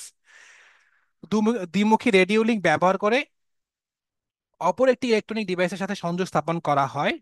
মোবাইল ফোন প্রযুক্তি দুই ধরনের হয়, দুই ধরনের ডিভাইসের সমন্বয় হয়ে থাকে। সাপোজ একটা হচ্ছে কি আপনি কথা বলতেছেন একজনের সাথে, মানে আপনি সাপোজ মনে করেন উৎস, ধরেন উৎস, আই হচ্ছে গন্তব্য। সো গন্তব্য একজন থাকে, উৎস একজন থাকে, সো দুইটা জিনিসটাই থাকে। আপনার কাছে একটা ফোন থাকে, আপনি যার সাথে কথা বলতেছেন তার সাথে কি তার কাছে আরেকটা ফোন থাকে, সো দুইটা ডিভাইস কিন্তু লাগতেছে। সো এই যে আপনি কথা বলতেছেন, তখন কি মোবাইল ফোন সার্ভিস, তার যে সার্ভিস এলাকা আছে সেটাকে ছোট ছোট ভাগে ভাগ করা হয়। অর্থাৎ আমি একটু বলি খুব ছোট করে, দেখেন সাপোজ মনে করেন আপনি ফোনে কথা বলতেছেন, এখানে অনেকগুলো সেল থাকে, এখানে অনেকগুলো কি সেল থাকে। ঠিক আছে, সেল থাকে। এই সেলের এই প্রান্তে এবং আপনার বন্ধু বি আছে, এই সেলে মনে করেন আপনার বন্ধু সি আছে। সো আপনি যখন কথা বলা শুরু করেন, সে আগে খুঁজে যে কোন সেলের মধ্যে আপনার বন্ধু বি আছে। দেন বি করে কি যে গ্রাহক প্রান্ত আছে তার সাথে কি কমিউনিকেট করে দেয়। ঠিক আছে, অর্থাৎ খুব দ্রুততম সময়ের মধ্যে এই সেলটা অ্যানালাইসিস করে সে কি আপনার মানে গন্তব্যস্থানে যে বন্ধু আছে তার সাথে যোগাযোগ করিয়ে দেয়। এই যে প্রত্যেকটা ভাগ আছে, এখানে যে প্রত্যেকটা ভাগ আছে, এই এক একটা ভাগকে কি বলা হয়, সেল বলা হয়। এটা কি বলা হয়, সেল বলা হয়। সেলগুলোর মধ্যে আন্তঃসংযোগ ব্যবস্থা থাকে। অর্থাৎ মোবাইল কমিউনিকেশন নেটওয়ার্কের প্রতিটি সেলে একটি অ্যান্টেনা ও কিছু ডিজিটাল ইলেকট্রনিক ডিভাইস দিয়ে গঠিত যে অফিস থাকে সেটা হচ্ছে বেস স্টেশন। তো আমি আবারও বলি, সেটা হচ্ছে যে আপনি যখন কথা বলেন, কথা বলা শুরু করেন, অর্থাৎ উৎস প্রান্ত, সেই উৎস প্রান্ত থেকে একটা বেস স্টেশনে যায়। বেস স্টেশন, সেই বেস স্টেশনে অনেকগুলো সেল থাকে। সাপোজ এ, বি, সি, ডি অনেকগুলো সেল আছে। তো সে খুঁজে বের করে যে এ সেলটা কোন এরিয়ার মধ্যে আছে, বি সেলটা কোন এরিয়ার মধ্যে, সিটা কোন এরিয়ার মধ্যে আছে। দেন সেই এরিয়া অনুসারে আপনার বন্ধুর সাথে যোগাযোগ সে স্থাপন করে। অর্থাৎ কি দুইটা প্রান্ত থাকে, এ আর সরি, যে উৎস আর হচ্ছে গন্তব্য, আর যুক্ত হয় কার মাধ্যমে, বেস স্টেশনের মাধ্যমে যুক্ত হয়। ঠিক আছে, আচ্ছা। দেন আসি এই যে সেল সিগন্যাল এনকোডিং, অর্থাৎ এই যে সেল গুলো থাকে এগুলো এনকোডিং কিভাবে করে থাকে। এক্ষেত্রে কয়টা জিনিস ব্যবহার করে, একটা হচ্ছে সিডিএমএ, এফডিএমএ, টিডিএমএ, জিএসএম, যেগুলো আপনারা অলরেডি প্রিলিমিনারি পরীক্ষায় পড়ে ফেলছেন। সো বিভিন্ন ট্রান্সমিটার থেকে এই যে প্রেরিত সিগন্যাল গুলো আসে সেগুলো আলাদা করার জন্য ব্যবহৃত পদ্ধতিকে বলা হচ্ছে সেল সিগন্যাল এনকোডিং। অর্থাৎ একই সময় তো একটা এরিয়ার মধ্যে অনেকেই কথা বলে, তাই না? একটা এরিয়ার মধ্যে কিন্তু অনেকেই কথা বলে, সবগুলো কথা কি বেস স্টেশনে যায় বা সিগন্যাল সেলে যায়। So এই যে আমার কাছে প্রেরক থেকে আসতেছে এতগুলো সিগন্যাল, আমাকে তো আলাদা করতে হবে, তাই না? এই যে আলাদা করার পদ্ধতি আছে সেই পদ্ধতি কি বলা হয়, সেল এনকোডিং বা সেল সিগন্যাল এনকোডিং। তার জন্য ব্যবহার করা হয় কি সিডিএমএ বা code division multiple access, FDMA বা frequency division multiple access, TDMA বা টাইম ডিভিশন মাল্টিপল অ্যাক্সেস, বা GSM global system for mobile communication. অর্থাৎ আপনি যে প্রেরক প্রান্ত থেকে কথা বলা শুরু করতেছেন, সে যে সেলে যাচ্ছে, সেই সেলে যাওয়ার পরে সেটাকে আপনাকে এনকোডিং করার প্রয়োজন হয়। সেই এনকোডিং করার জন্য আপনি চারটা জিনিস ব্যবহার করতেছেন, একটা হচ্ছে সিডিএমএ, এফডিএমএ, টিডিএমএ আর জিএসএম। সিডিএমএ মানে কি? এই যে বিভিন্ন রেডিও কমিউনিকেশনের প্রযুক্তির মাধ্যমে ব্যবহৃত এক ধরনের চ্যানেল অ্যাক্সেস পদ্ধতি হলো সিডিএমএ। এটি বেসিক্যালি কি করে, সেটা হচ্ছে কি ফ্রিকোয়েন্সি, অর্থাৎ একই ফ্রিকোয়েন্সি ব্যান্ড শেয়ার করার সুযোগ দিয়ে থাকে। অর্থাৎ সে দেখে আপনি যেই ফ্রিকোয়েন্সিতে কথা বলতেছেন, গন্তব্যস্থানে যে লোক আছে তার যে ফ্রিকোয়েন্সি, অর্থাৎ ফ্রিকোয়েন্সি মিলে গেলে সে কি সংযোগ স্থাপন করে। ঠিক আছে, অর্থাৎ ফ্রিকোয়েন্সি বা একই ফ্রিকোয়েন্সি কি ব্যান্ড শেয়ার করে। FDMA, frequency division multiple access, এটা কি করে দেখেন, খেয়াল করে। এই পদ্ধতিতে প্রত্যেক সেলে ব্যবহৃত ট্রান্সমিটিং ও রিসিভিং ফ্রিকোয়েন্সি প্রত্যেক প্রতিবেশী সেলে ব্যবহৃত ফ্রিকোয়েন্সি থেকে আলাদা হয়। অর্থাৎ কি প্রত্যেকটার ক্ষেত্রে কি আলাদা আলাদা ফ্রিকোয়েন্সি থাকে। তো আলাদা আলাদা ফ্রিকোয়েন্সি যখন ম্যাচ করে তখন সে কি যোগাযোগ স্থাপন করে। ঠিক আছে, অর্থাৎ দেখেন, আমি ধরেন আমি আছি এ ব্যক্তি আর বি ব্যক্তি কথা বলতেছে, আমাদের যে ফ্রিকোয়েন্সি থাকবে, সি আর ডি এর ফ্রিকোয়েন্সি কিন্তু সেম থাকবে না। সো যেহেতু প্রত্যেকের ফ্রিকোয়েন্সি আলাদা আলাদা, সেক্ষেত্রে কি আমার কিন্তু মানে একটার উপর ডিপেন্ড করা লাগতেছে না। অর্থাৎ কি আমার প্রত্যেকের জন্য ডিফারেন্ট ফ্রিকোয়েন্সি ব্যবহার করতে পারতেছি। এটা হচ্ছে এফডিএমএ বা frequency division multiple access. TDMA বা টাইম ডিভিশন মাল্টিপল অ্যাক্সেস, এটা কি বেসিক্যালি যে কতগুলো টাইম স্লাইসে ভাগ করা হয়। ঠিক আছে, অর্থাৎ আপনি যখন আপনার গন্তব্য স্থানে কোনো কারোর সাথে যোগাযোগ করতে যাবেন, সেক্ষেত্রে আপনার যে যোগাযোগের মাধ্যমটা সেটা কি কয়টা টাইম স্লাইসে ভাগ করা হয়। আর জিএসএম মানে হচ্ছে global system for mobile communication. So এটা হলো যে এফডিএম এবং টিডিএম, অর্থাৎ frequency division multiple access plus time স্লটে যে ভাগ করা হয়, টাইম ডিভিশন মাল্টিপল অ্যাক্সেস, এর সম্মিলিত একটা কি চ্যানেল অ্যাক্সেস পদ্ধতি। অর্থাৎ এই দুইটাকে মিক্স আপ করে কি আমার হচ্ছে জিসিএম বা global system for mobile communication তৈরি করা হয়েছে। এই জিসিএম পদ্ধতি এফডিএমএ পদ্ধতি ব্যবহার করে ব্যবহৃত ফ্রিকোয়েন্সি পৃথক করার মাধ্যমে সেলগুলো পৃথক করে। পরে তার মানে কি প্রথমে সেলগুলো পৃথক করে, পরে কি করে টাইম অনুসারে কি করে প্রত্যেকটা ব্যবহারকারী কি আলাদা আলাদা করে সিগন্যাল সে পাঠায়। অর্থাৎ প্রথমে কি করে, সে হচ্ছে ফ্রিকোয়েন্সি আলাদা করে ফেলে, প্রথমে কি সে ফ্রিকোয়েন্সি আলাদা করে ফেলে, দেন টাইম স্লটে ভাগ করে, ভাগ করে কি সে ব্যবহারকারী অর্থাৎ গন্তব্যস্থানে যে আসতে তার সাথে কি যোগাযোগ রক্ষা করে। এটা হচ্ছে কি আমার জিএসএম বা global system for mobile communication. Okay, আচ্ছা, একটু আগাবো সামনে। সো এখানে পার্থক্যগুলো দেয়া আছে, পার্থক্যগুলো দেখে নিলেই বুঝতে পারবেন যে পার্থক্যগুলো কি। এখানে আমি আর আলোচনা করতেছি না। এবার আসি সামাজিক যোগাযোগ মাধ্যম বা সোশ্যাল মিডিয়া। সো সামাজিক যোগাযোগ মাধ্যমের মধ্যে আসলে অনেক কিছুই আছে, বা আমরা দৈনন্দিন জীবনে আসলে সামাজিক যোগাযোগ মাধ্যম ছাড়া বলা যায় এক প্রকারের অচল, কারণ বিভিন্ন ক্ষেত্রে আমরা সামাজিক যোগাযোগ মাধ্যম ব্যবহার করে থাকি। সো এই পাটা থেকে কি ধরনের প্রশ্ন আসে সেটা নিয়ে আমি একটু বলতে পারি, বা কি ধরনের প্রশ্ন আসতে পারে। প্রথম প্রথম আসতে পারে কোশ্চেন, সেটা হচ্ছে সামাজিক যোগাযোগ মাধ্যম বলতে কি বোঝায়। সামাজিক যোগাযোগ মাধ্যম বলতে, সামাজিক যোগাযোগ মাধ্যম বলতে কি বোঝায়, যোগাযোগ মাধ্যম বলতে কি বোঝায়, কি বোঝায় আসতে পারে। এর উপকারী অপকারী দিকগুলো লিখুন। অর্থাৎ কি উপকারী আর হচ্ছে অপকারী, এই দুইটা পার্ট নিয়ে লিখতে বলতে পারে, উপকারী ও অপকারী দিক নিয়ে লিখুন। ঠিক আছে, সামাজিক যোগাযোগ মাধ্যম বলতে কি বোঝায়, এর উপকারী ও অপকারী দিকগুলো লিখুন। তো সামাজিক যোগাযোগ মাধ্যম বলতে এমন এক ধরনের অনলাইন প্ল্যাটফর্মকে বোঝায়, আমি জাস্ট কি টার্মগুলো লিখি, অনলাইন প্ল্যাটফর্মকে বোঝায়, বোঝায় যার মাধ্যমে ইন্টারনেট প্রযুক্তি ব্যবহার করে, অর্থাৎ কি ইন্টারনেট, ইন্টারনেট প্রযুক্তি ব্যবহার করে তথ্য সরবরাহ বা আদান প্রদান, তথ্য সরবরাহ, তথ্য সরবরাহ বা আদান প্রদান, আদান প্রদান ও পারস্পরিক, ও পারস্পরিক যোগাযোগ রক্ষা করা যায়, ও পারস্পরিক যোগাযোগ রক্ষা করা যায়, তাকে কি বলা হয়? সামাজিক যোগাযোগ মাধ্যম বলা হয়। অর্থাৎ কি, এটা এমন এক ধরনের অনলাইন প্ল্যাটফর্ম, অনলাইন প্ল্যাটফর্মকে বোঝায় যার মাধ্যমে ইন্টারনেট প্রযুক্তি ব্যবহার করে তথ্য সরবরাহ বা আদান প্রদান করা হয় এবং কি পারস্পরিক যোগাযোগ রক্ষা করা যায়। যেমন ফেসবুক হইতে পারে, টুইটার হইতে পারে, ঠিক আছে, স্কাইপে হইতে পারে, অনেকগুলো হইতে পারে। যেন উদাহরণ দিন, উদাহরণ সংজ্ঞায়ন করলেন, দেন উদাহরণ দিলেন, শেষ।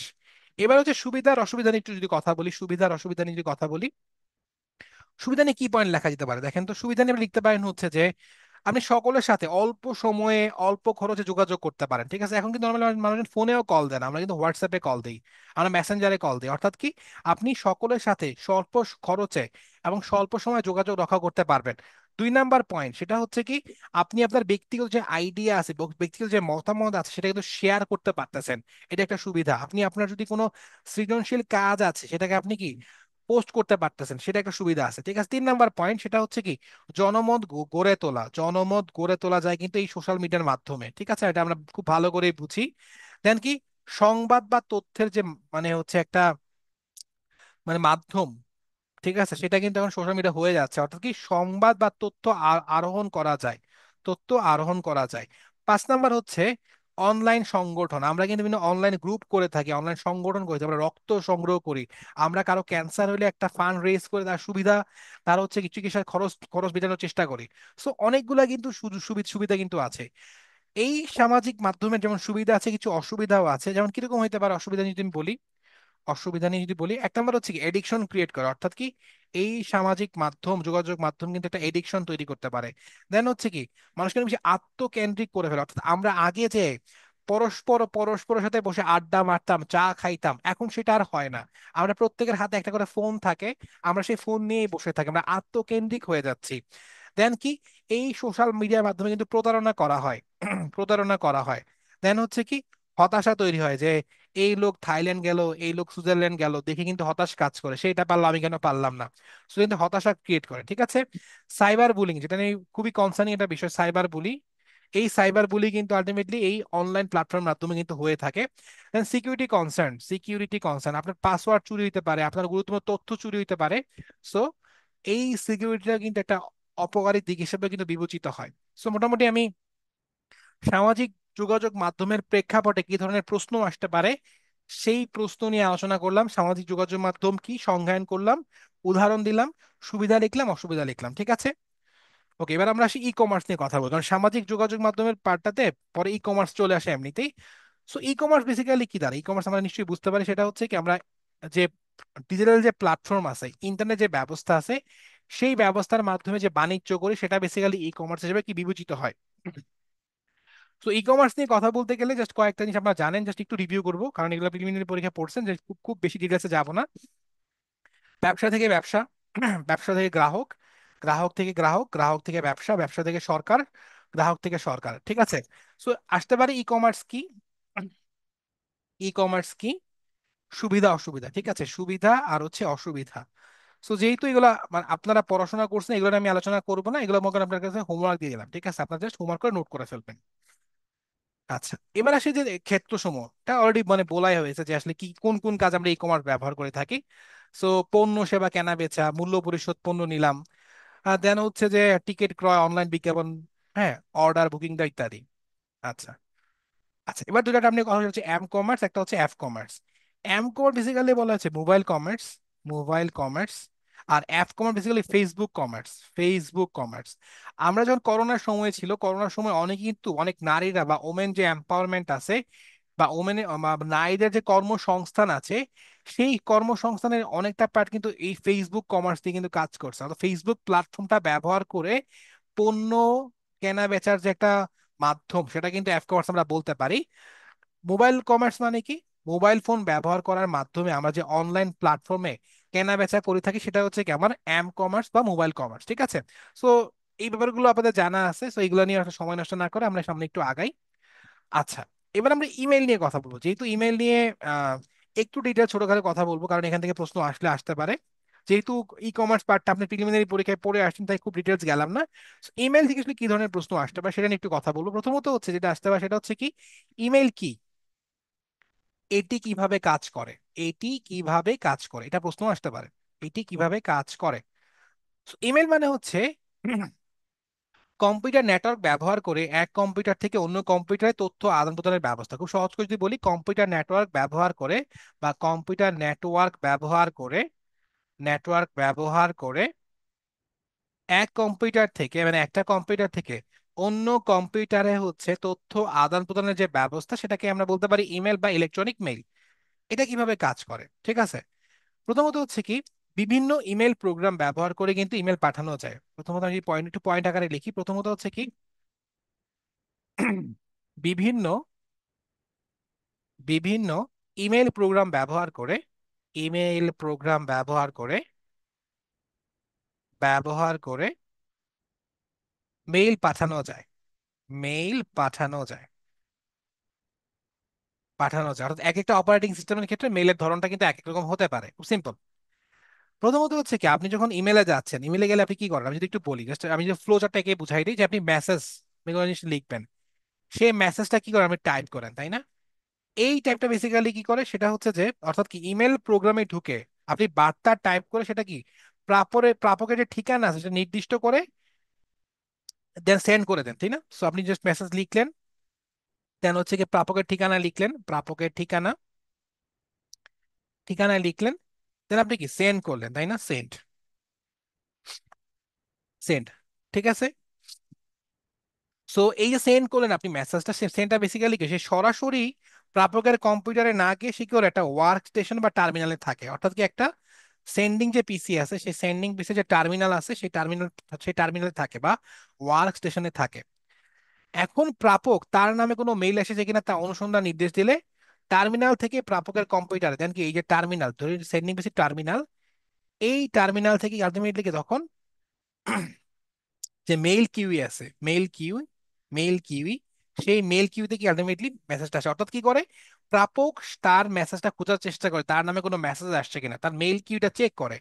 চেক করার পরে সে কি করে, সে হচ্ছে যে এসএমটিপি, এসএমটিপি বা সিম্পল মেইল ট্রান্সফার প্রোটোকল যে সার্ভার আছে, এসএমটিপি সার্ভার, সেই সার্ভারের মাধ্যমে সে কি করে, সে আলটিমেটলি কি মেইলটা চেক করে। দেন এই সার্ভারটা আসে কোথেকে, ইন্টারনেট। এই ইন্টারনেটের মাধ্যমে কি যায়, মেইল কিউইতে আবার যায়, মেইল কিউই। এই মেইল কিউই থেকে যায় কোথায়, যায় হচ্ছে পপ 3 সার্ভার, পপ 3 সার্ভার। এই পপ 3 সার্ভার থেকে যায় হচ্ছে কি রিসিভিং পিসিতে। আমি পুরো ব্যাপারটা বুঝাই দিব আরেকবার, জাস্ট একটু ক্লোজারটা লিখতেছি। দেন সে মেসেজটা কি পড়তে পারে। ব্যাখ্যা করি। আমি মনে করি একজন ব্যক্তি আছে, আমি একটা মনে করেন মেসেজ টাইপ করলাম, টাইপ করে হচ্ছে আমি ধরেন হচ্ছে XYZ কে পাঠাবো, XYZ@gmail.com, আমি ঠিকানাটা লিখলাম, ঠিক আছে। ঠিকানা লিখে আমি টাইপ মানে সেন্ড চাপ দিলাম। সেন্ড চাপ দেওয়ার পরে সেন্ডিং যে পিসি আছে, আমার পিসি থেকে একটা টার্মিনালে যাবে, বা আমার পিসির যে মেইল কিউই আছে সেই মেইল কিউয়ে যাবে, ঠিক আছে। এই মেইল কিউই থেকে আমার হচ্ছে এসএমটিপি বা এটাকে বলে আউটগোয়িং যে প্রোটোকল আছে, আউটগোয়িং, ঠিক আছে, আউটগোয়িং। তো আমি যখন বাইরে কোনো মেইল পাঠাবো আমার কম্পিউটার থেকে, যখন বাইরে কোনো মেইল পাঠাবো সেটাকে আমি আউটগোয়িং যে প্রোটোকল আছে, আউটগোয়িং প্রোটোকলটা ইউজ করবো, ঠিক আছে। অর্থাৎ সেন্ডিং পিসি থেকে মেইল কিউয়ের মাধ্যমে আমি যখন এসএমটিপি সার্ভার আছে, সেই এসএমটিপি সার্ভার, সেই সার্ভারের মাধ্যমে ইন্টারনেট ব্যবস্থার মাধ্যমে বা ইন্টারনেট সংযুক্ত থাকা অবস্থায় এটা কি হবে, রিসিভিং যে মেইল আছে, সেই রিসিভিং পিসির কি মেইল কুইতে যাবে, ঠিক আছে। অর্থাৎ আমার মানে মেইল কুই থেকে রিসিভিং যে পিসি আছে সেই পিসির কি মেইল কুইতে যাবে, ঠিক আছে। দেন যে যে রিসিভিং প্রান্তে যে বসে আছে, যে ভদ্রলোক বসে আছে, সেই ভদ্রলোক এন্ডে কি পপ 3 সার্ভার কাজ করে। পপ মানে কি ছিল, পপ 3 পোস্ট অফিস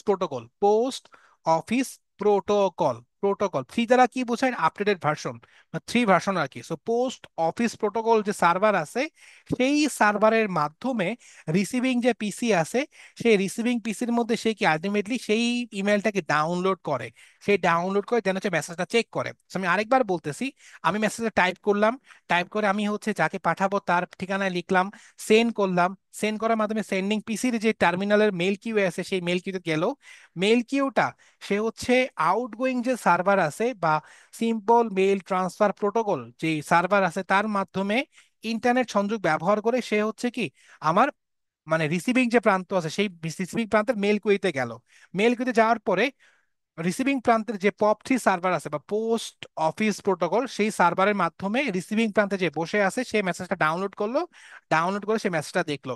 So এই যে আমি ফ্লোচারটা আঁকলাম, মেসেজ, প্রাপকের ঠিকানা, সেন্ডিং পিসি, টার্মিনাল, মেল কুই, এসএমটিপি, ইন্টারনেট, মেল কুই, POP3 সার্ভার, রিসিভিং পিসি, মেসেজ, এই পুরোটাই বেসিক্যালি কি আমার ইমেল যে কাজ করে তার হচ্ছে ধরনটা। ঠিক আছে? তো পরীক্ষাতে আসলে অবশ্যই কি এই ফ্লোচারটা কি অবশ্যই অবশ্যই দেওয়া লাগবে। ঠিক আছে, যে কিভাবে আসলে ইমেলটা কাজ করে। সো আগে হচ্ছে কি সংজ্ঞায়ন করবেন, সংজ্ঞায়ন করে দেন কি আপনি এই ফ্লোচার্টের মাধ্যমে খুব সহজে কিন্তু বোঝাতে পারবেন। এসএমটিপিটা কি ছিল? আউটগোয়িং মেলের জন্য। আর POP3 মানে কি? ইনকামিং মেলের জন্য, অর্থাৎ যখন মেলগুলো আসে। ওকে, সো আই থিঙ্ক ইমেলের যে ব্যাপারটা সেটা কিন্তু একদম ক্লিয়ার হয়ে যাওয়ার কথা ইনশাল্লাহ। ওকে, দেন আসি হচ্ছে ইমেল প্রোটোকল। এটা নিয়ে অলরেডি কথা বলে ফেলছি, যেখানে ফ্লোচার দেয়া আছে একটা, এটা দেখলেই বুঝতে পারবেন, এটা আলোচনা করে ফেলছি। ওকে, মোটামুটি যেই টপিক গুলো ছিল সবগুলো আলোচনা করে ফেলছি।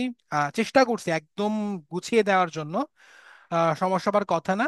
যেটা বলবো সেটা হচ্ছে অবশ্যই যে ক্লাসটা করলেন সেই ক্লাসটা যেন একটা একদম নোট আকারে থাকে। জাস্ট পরীক্ষার আগে এই টপিকটা জাস্ট একটু রিভিশন করলেই দেখবেন যে আর কিছু লাগবে না। অর্থাৎ কি, পরীক্ষার আগে যা নোট করলেন, আমি যা পড়ালাম, জাস্ট একটু গুছায় রিভিশন করে ফেলবেন, দেখবেন যে এখান থেকে আর এক্সট্রা কিছু অ্যাড করা লাগতেছে না। অন্য টপিক থেকে হয়তো কিছু অ্যাড করা লাগতে পারে। ঠিক আছে? সো সবার জন্য অনেক শুভকামনা থাকলো ইনশাল্লাহ। আশা করি কম্পিউটার রিলেটেড যে সকল আলোচনাগুলো করলাম ক্লাসে, গত ক্লাসে, আজকের ক্লাসে, আহ, পুরো ব্যাপারগুলো ক্লিয়ার হয়ে গেছে। এবং সামনে আপনি যখন পরীক্ষায় বসবেন আশা করি এই টপিকগুলো আপনার অনেক বেশি কাজে লাগবে, খুব সুন্দর করে গুছিয়ে লিখতে পারবেন। সো চেষ্টা করেছি। তারপরে যদি কোনো কনফিউশন থাকে ইনশাল্লাহ ক্লাসে কথা হবে, কিংবা হচ্ছে যদি সমস্যা হয় অলওয়েজ ইন্টারনেট আছে, ইউটিউব আছে, সেখান থেকেও কিন্তু আপনি চাইলে একটু দেখে নিতে পারেন। ঠিক আছে? তো সবার জন্য অনেক শুভকামনা থাকলো। আসসালামু আলাইকুম।